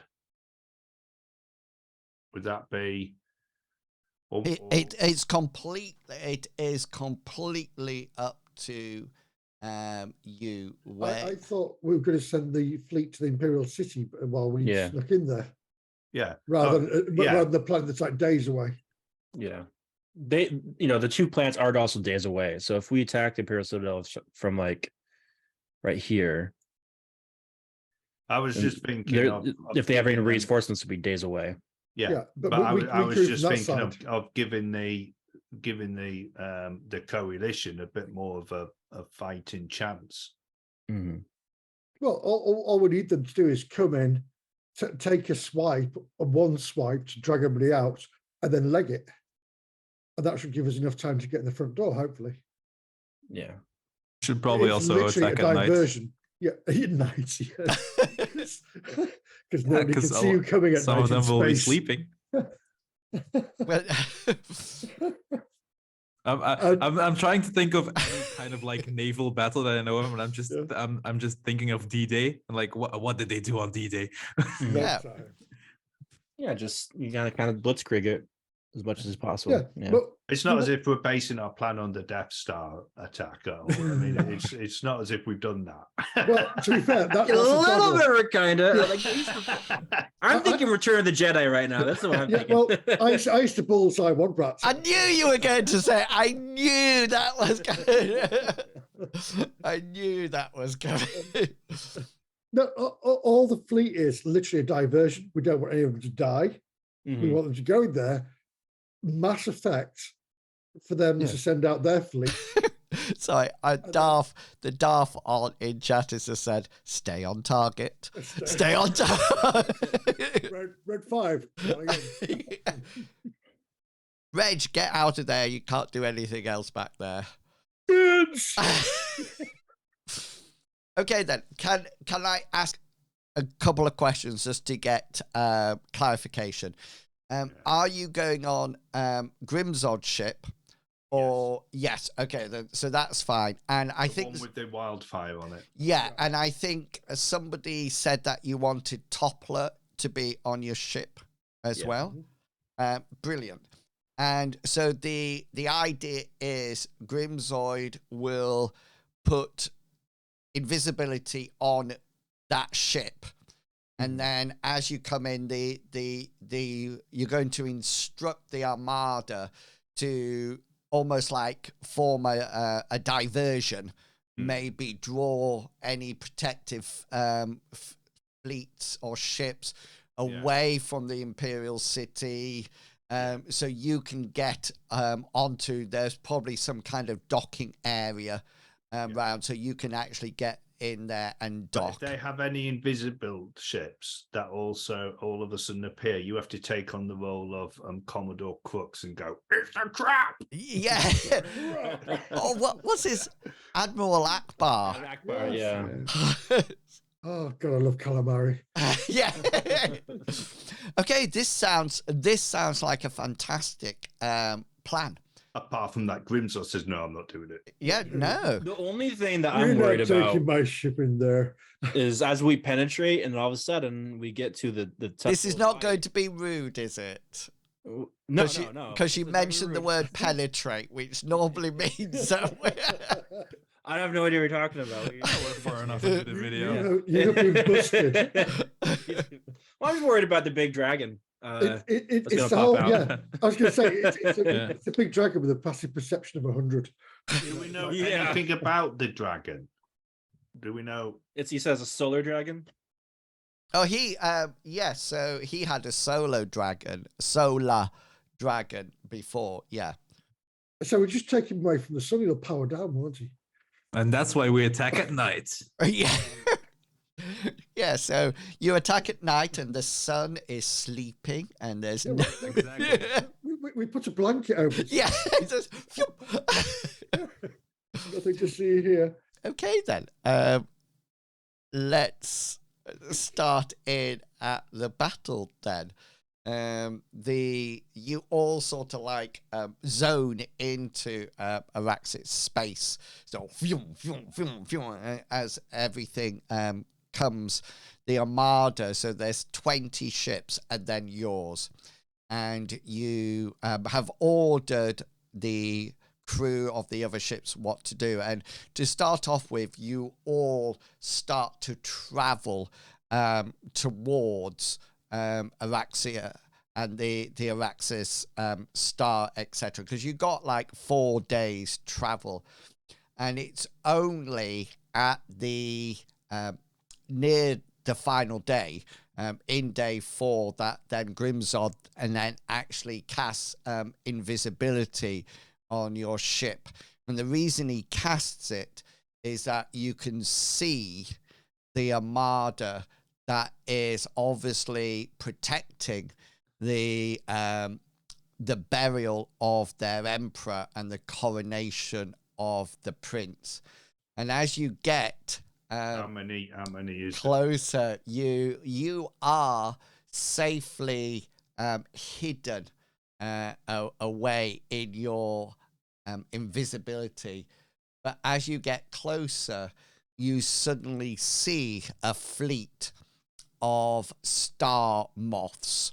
So that's the kind of ship that Astral Els. And with a quick count, you notice that to your 20 ships, there appears to be 30 star moths out there, ready to attack. And as you sort of like Toppler steers you away from the main attack, as the 30 moths start to head towards the Armada. And you can see from where you are, there's definitely a a flagship, a huge flagship that is actually leading it. You can tell that it's much bigger, and it seems to be in the center. It's not at the front, but it's in the center that the orders appear to be coming from. Is it a dragon? No, it's just a big space galleon. But talking about dragons, as the battle, they get in range, and therefore it tends to be exchange of ballista fire, etc. You do notice coming straight from the star and heading out towards the attack, the armada, you see probably 6, 7 solar dragons erupting and heading to the armada as well. It looks like they're going to have a bit of a fight on their hands. You are safely invisible at the Did moment. we happen to bring like a giant lamp to attract all these moths? Just Use the ring. Yeah, use the ring. Yeah. So I'm not worried about the dragons. It's going to take them 4 days to get here, isn't it? so the I just need to know what you are doing as the two armadas clash together.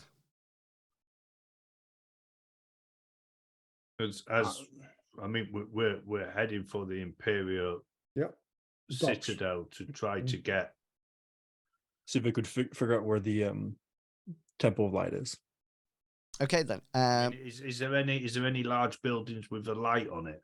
Well, okay then. So let's just deal with a bit of the battle that is going on, and then I will. Can I just say, Yeah.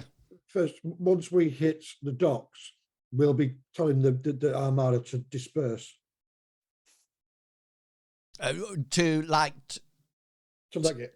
it. Okay, yeah, that sounds like. I think that was a plan, wasn't it? Once we hit a certain. Oh yeah, I mean they're purely there to draw off. They're a diversion. Yeah. Okay then. They're not to have a full scale attack. Yeah, but they are fighting now with the dragons. So this is how. What we're going to do is that we're going to roll a d20, okay, and we're going to have 2 of these rounds, and then that's when you hit the citadel, and then they'll start retreating, and there'll be another 2 before they hit astral space again. So what's going to happen is that I'm going to roll a d20, and one of you just take it in turns to roll a d20. So once you've rolled it once, you can't roll it again. There's no changing of the dice roll unless you've got luck, in which case you can. And then after that, whoever gets the highest rolls a 1d4, and that's the number of ships the opposing force has lost. Does that make sense to people? Yeah. Mm-hmm. Yeah. Okay then. So you need to we need to do it twice. So I need 2 d20. I need one person to roll a d20. Okay. Okay. So you could be the first one. So Perry, you could be the first one. Roll away and let me see. Ooh, a 9. Captain, you can go next because you have awesome rolls. Right, so I win that battle. You're going to win the initial onslaught because you've got more ships and you've got dragons. That reminded me of Risk. And No, so you, it's because you rolled a 12. your ships are now down to 18. 18, compared to my 30 ships. Okay, this is the second. Come on, Captain. Is it you, me? Sanctus? Okay, then roll your 1d20. All right. Let's do 3. Should I do it from roll 20 or through? Doesn't matter. However, yeah. All right, come on. Or behave yourself. another 9. But I get an 8. So Sanctus, you need to roll a 1d4 to see how many ships are Yeah, taken. 4. We're back on even ground. 2. So we're 18 versus 28. Yeah. So you roll the. I don't know why I'm rolling. Just ignore that. That's not my next I will roll. happily ignore that. Glad you got your Unless we get 20. higher. Yeah. Okay then. So you now arrive at the Citadel. So I'm going to bring you across to the Citadel map. Okay, just so you can see what it looks like as you approach it. Okay, so can you all see that? Yes. Mhm. They've got a right butterfly fetish, haven't they? Yeah, it's a moth. It's a moth. So I just wonder if they purposely made the asteroid look like a butterfly, or they're like, that's a very specific one. Let's keep that. Is this it? Yeah, is this it? The Yeah. big bit? That's So- what I'm thinking. so that's yes. Can you not see the lettering? No. All right. So, yeah. zoomed in enough. Uh, No. There's it actually says Temple of Light there. So there's 2 places that you can dock your ship. You can either come over on this side. These seem to be Star Moth ships. It looks quite like there's all the ships there are Star Moths. Or you can do over the opposite side. That seems to be quite quiet. There's just 1 or 2 space galleons there. It looks like one side is probably very military based, but the other side is probably more trade or visitors, etc. So yeah, which side would you like to go to? I think we should all acknowledge that the military way is probably not the best for everyone. Maybe just decide to go with the nice, quaint market area instead. We are only here to visit.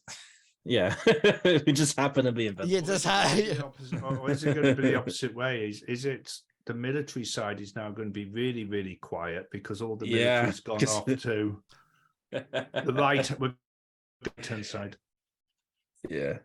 I'm going to wear a cloak. We can't just disguise go myself. around in our visible you have ship and you just, have- like drop us off at the island. no, you have to dock. No. All right. We're gonna dock on the right-hand side. Okay then. The non-military. Yeah, thank you. So who's rolling the next D20? I can Go on, go. Matt. Go on, Matt. You do it. I think a person with luck should. I haven't rolled the natural 20 today yet, so Yeah, go for it. Oh, that's not it. 12. Hey, Oh, what's this mean? wait, What does that mean? we roll again. We go again? Oh no, yeah, that'll work. Let's both roll a D4. I was going to say roll All right. again, but we'll both roll a D4. There So we you go. get a 3 and I get a 2. So it's 16 versus 25. 5. Yeah. Okay, who's rolling the next one? Probably the luck Go for it, vendor. Mr. Luck. I'm going with the luck Yeah. vendor. This guy? Yes. Yeah. Come on, Mr. Pickles. 1d20. Only Jennifer can save us now. Make sure you're acknowledging you might need to roll luck for this. 16. I get Yes. 14. So you win a 1d4, please. 3. There we go. 3. So the I don't bat need luck. the That's my skill. the battle continues. So it's currently 16 versus 22. However, at this point, the dragons meet and start destroying ships. So they kill one ship each. There's 7 of them. So there's now he has grown beyond luck. Yeah. So there's now 9 left versus 25 as they head out. So they're flying away from the actual setup from the Imperial Citadel, making a dash for the Astral Sea. So you arrive, and as you approach the Imperial Citadel, you can make out thousands of people on the streets, and there seems to be crowds surrounding the temple at the Citadel's peak. By comparison, the 2 docking areas seem relatively quiet, and you dock. Yeah, go for it. Just ask, are there different races, or are they all astral elves? Mostly astral elves, from what you can see at this distance. Yeah. Right.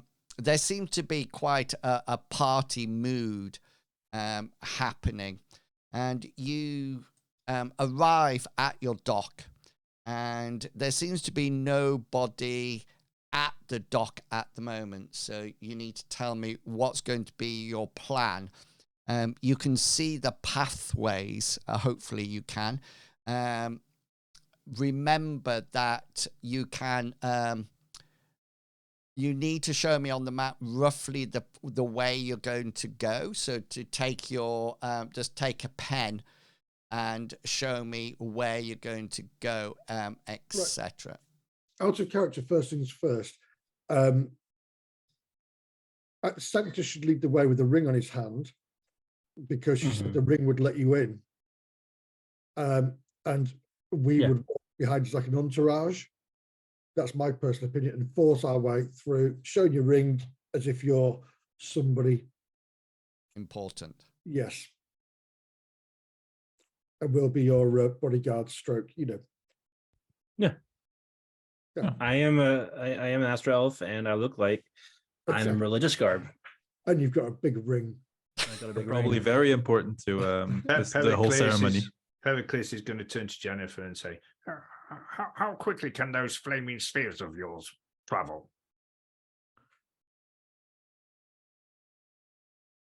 Jennifer? I think you're muted. Hello? Use the voice.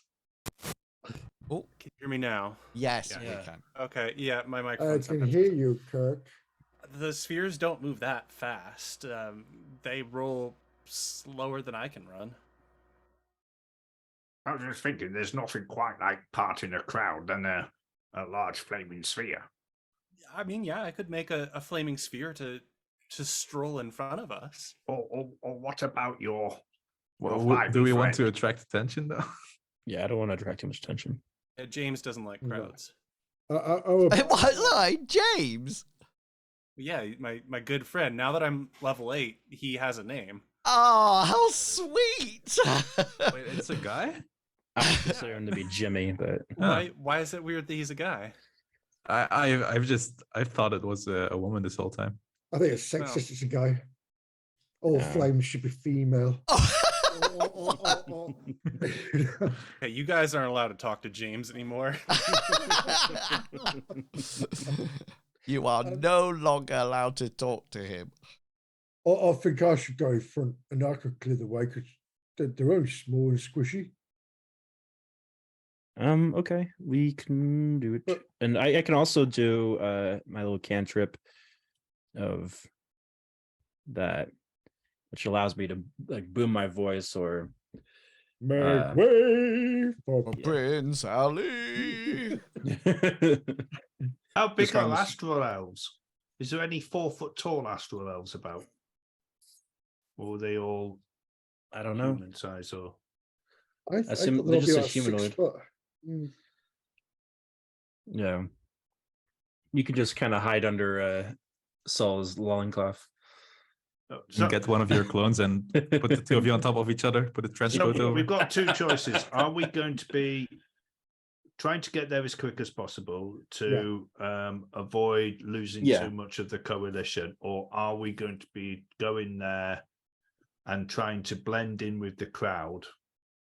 A 3 foot tall gnome and an 8 foot tall Goliath in a town that's full of astral elves. Exactly, which is and why I was pretend that saying we're just there for the coronation. I'll be quiet.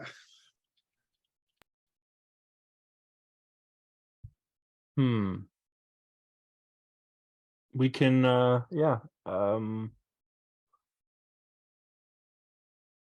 know, just throw like a giant cloth over Saul and just make a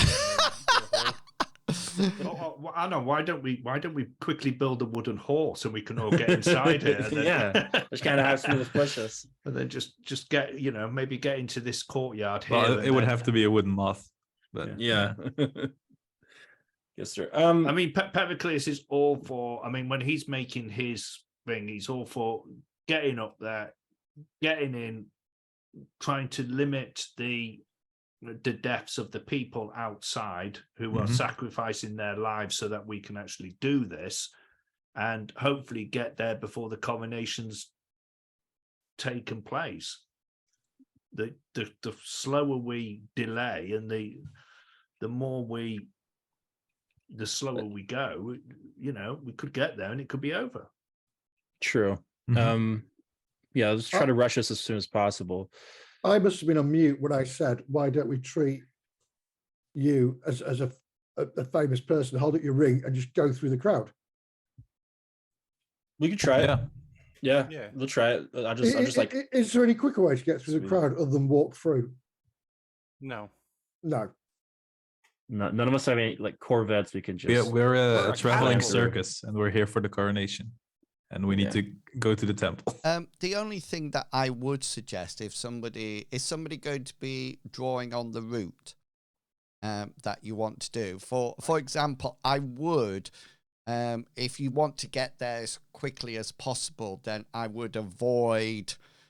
Can you see, rather than coming through here? No, it would be straight up this way. Brilliant. Whoever's doing that, Red. Thank you, Mr. Pickles. Yeah. So that here, Mr. Pickles went through that house. Well, yeah. Oh, we're going through the house.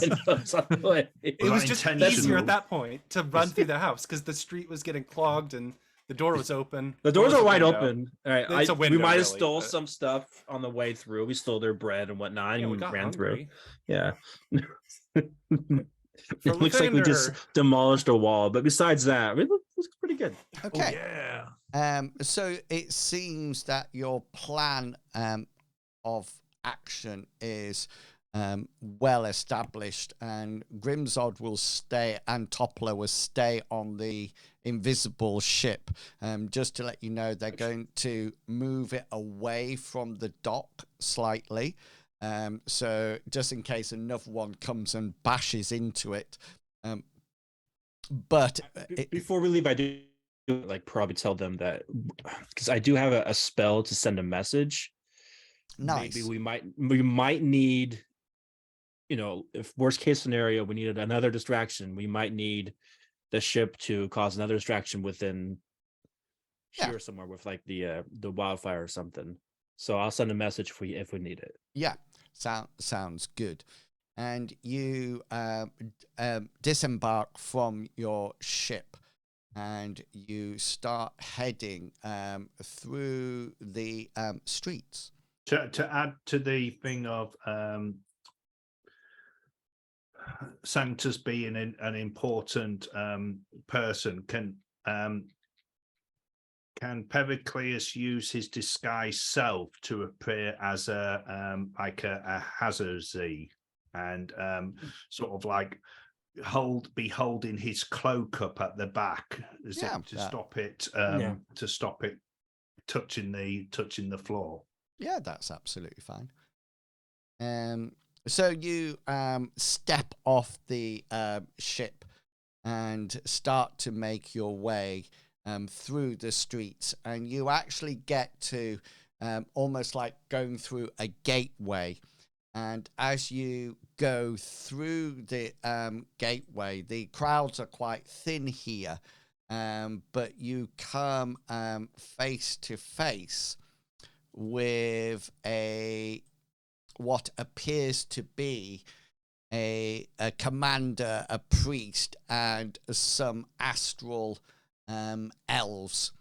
And they sort of like come round the corner just as you're coming up. And at that point, the commander calls the group of people, the patrol, to a halt. And the commander takes a step forward, and as he approaches you, he lifts up his visor and he says, "I am Commodore Coraleaf. My orders are to deliver you to the Temple of Light to face the Emperor's justice." Then he adds, "By the way, the princess sends her regards."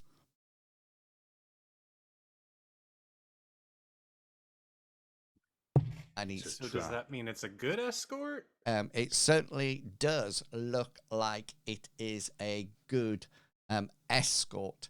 It seems that the princess has left some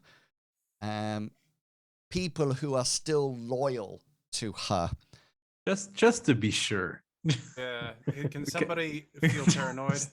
Yeah, no, he's absolutely telling Okay. the truth. Not sarcasm or anything. This is Sounded a little sarcastic. Yeah. This is a D&D adventure. Come off it. You don't need to find your way or do anything anywhere.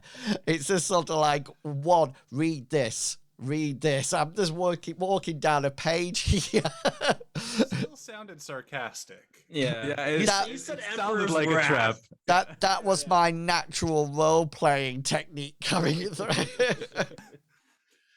Okay, well, as long as we're not suspicious of his sarcasm anymore, and it's a friendly sarcasm. Right, I am just going to Drop in the Commander illusion. sarcasm. Pericles is going to say, "We need to get to the coronation as quickly as possible." That's not a problem, and they're going to take you to the Temple of Light. Nice. Nice. Really flaunting that ring. Okay, then. So you should be Oh, on. that's a lot bigger than I thought.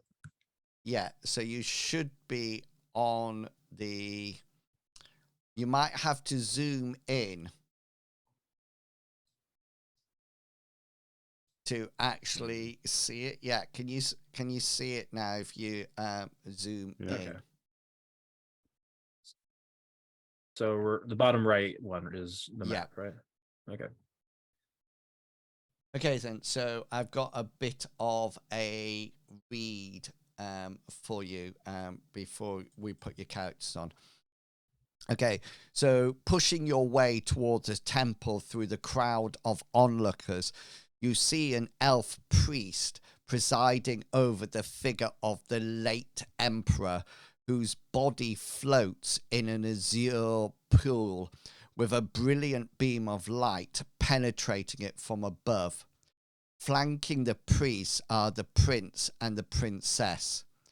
The prince is arrayed in regal splendor, his expression one of exultation, while the princess stands stiffly, regarding her brother with the look of utter loathing. Silence fills the temple as the priest raises his arms and the emperor's body, shrouded in light, rises into the beam and then disappears. And so that beam then is shooting out towards the Xaryxis star. The Emperor has ascended, the priest announces. His spirit is one with the light of Xaryxis. As his firstborn heirs, Prince Zelif and Princess Adalia are both in line to rule. But Princess Adalia stands accused of treason. Are there anyone who would defend her claim? Have you right at this point or what? Yeah, so you're down at the bottom part of the... oh, yeah, sorry, I was going to pop you on. So we'll put you... so these... I'm down at the bottom, yeah. Can you see these two guards here and here? Mm-hmm. Those are your friendly guards that came in with you. Okay. Okay. So did we come through one of these doors? And Yeah. These doors, yeah. Yeah, that's what I'm just Oh, come on. Yeah. moving you around. You can once I put you all on, you can go to where you would like to stand within reason. You should all be on. Can you all move here? I'm not sure whether or not you can move, Sanctus. Can you move? All right. Yeah. That's brilliant. Well, is each one of these little squares 5 then? Yes. So you see, the 4 of you will fit into one big square. So this is the astral pool here. This person here is the prince, and this person here is the princess, and this guy here is the priest. So yes, so Princess Idalia stands accused of treason. Are there any who would defend her claim? Using thaumaturgy, I'm going to use my voice to boom out 3 times louder than normal. And I would yell, "We are here to defend her stake." And there's quite a sudden look round, and everybody sort of like looking round and seeing who these people are. And the prince turns round and looks at you instantly, and he says, "Oh, her champions are here. Sadly, only someone who bears one of the starlight rings can challenge the right to rule," he says. And this is when I do the star power and like Freddie Mercury. the prince turns to the princess and says, "Where is your ring, dear sister?" You mean this ring? Can I just say, I did not make this adventure. I just want to put it at this point. This one that matches my eyes perfectly. Oh. And so he turns and he sneers and he says, "Very well, sister. Since you won't face me yourself and you bring your champions, then I too name a champion. Bring forth Zodar." And there's a whole load of a collective gasp as the guards part rank to make way for a creature clad head to toe in a suit of obsidian armor. Yeah. As it floats towards you, you realize that the armor is the creature.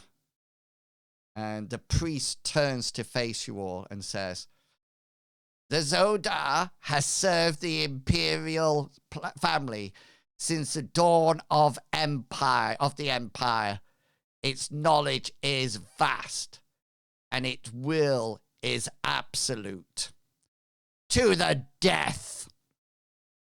And then let me just bring on everything for you. I just need to do, and just to let you know, I'm not doing this combat today because it's going to last a huge amount of time. So, while it's announcing this, I'll be getting that bottle of grease out and just polishing my. oh yes, yeah, nice, good idea. So the guards take up positions guarding the exits. Does that make sense? So it looks like the only way you can't escape anywhere. The princess comes down to your side, and the prince and the priest, not to be confused with the princess and the P. And you should see Zodar now. Can you see him? Not very big, is he? Yes, sorry. Let's make him a bit. There you go. Oh, that's a bit better. So we will at this point, we won't play it out, but let's Have you get got a picture of him? Oh yes, do you want Oh yes, please. Yeah. I He think looks like a bit of licorice on mine, see. I think I do Are those blue spots his eyes? blue spot. They look very cute if they are. Yes, those I think those are his eyes. Nice. I see them now. I didn't see them until I blew it up. Who we going? Handout. Here we go.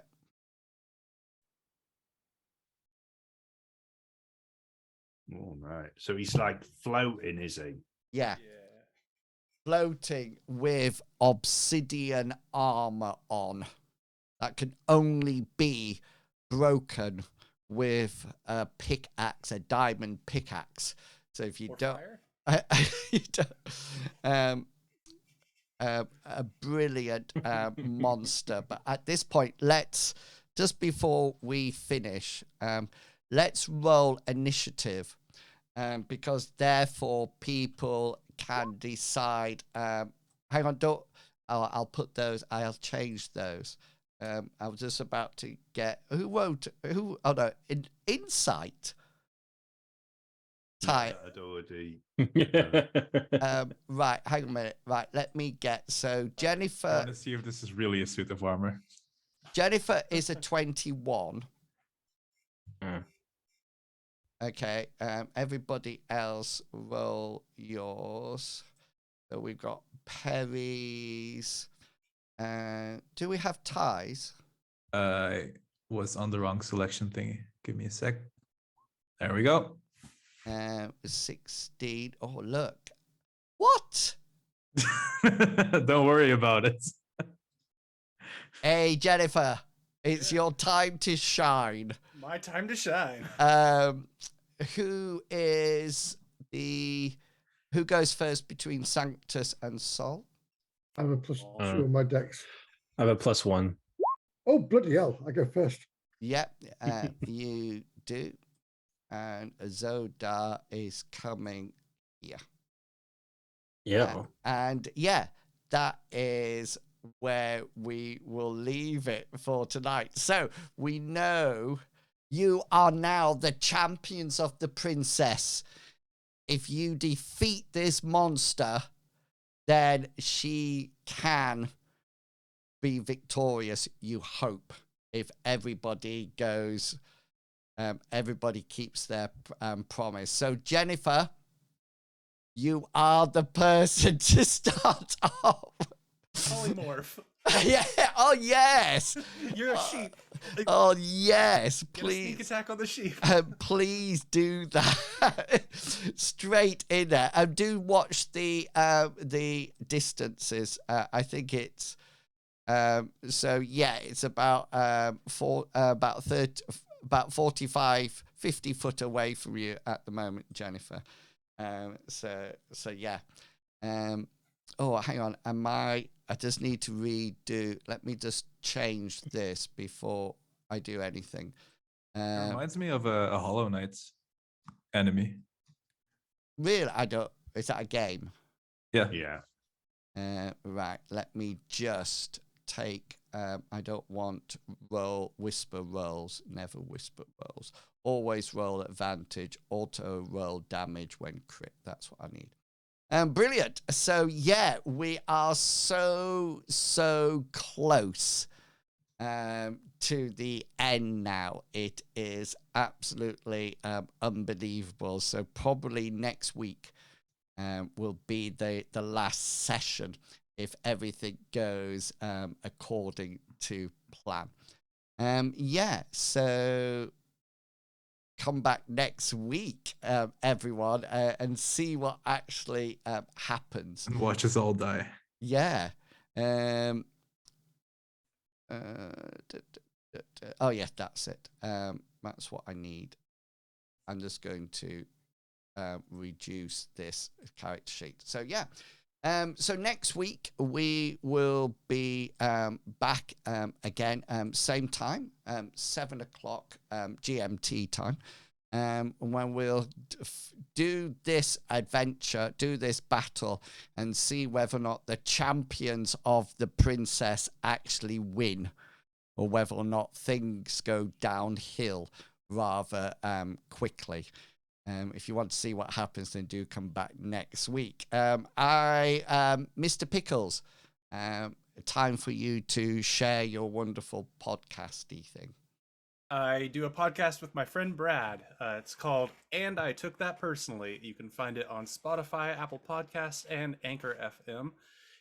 We just talk about movies and some of the history with movies, things we like, dislike. If you just want to hear us talking about movies, that's the place to go. I'm in the process of reviewing the edit for our most recent episode, Mazes and Monsters. So that's probably coming out sometime this week, unless we need to do re-recording for some reason.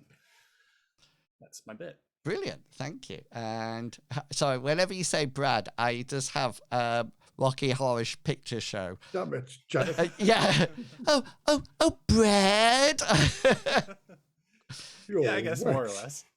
Yeah. Medivac.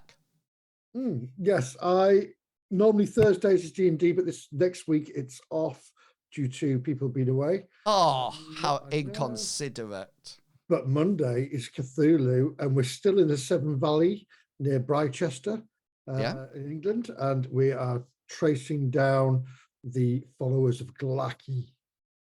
And we think nice. Scary. But thank you. No worries. Anybody else have any more announcements?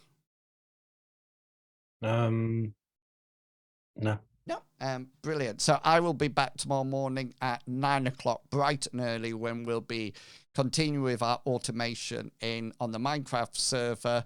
We are building conveyor belts and tunnels, etc. at the moment. So do come and see that. And then in the afternoon, on the Explorer event on Elder Scrolls Online, I will be out collecting resources, and we'll be playing the new Nitro racing game, and possibly a bit of Stream Raiders, and of course there will also be a giveaway as well. Okay, thank you so much for coming along and supporting the session tonight and the stream. We really do appreciate it. And yeah, if you want to see the final part of the adventure, then come back next week and see who survives out of the fearless crew of heroes. Until then, it's goodbye from me. See you next week. And it's goodbye from them.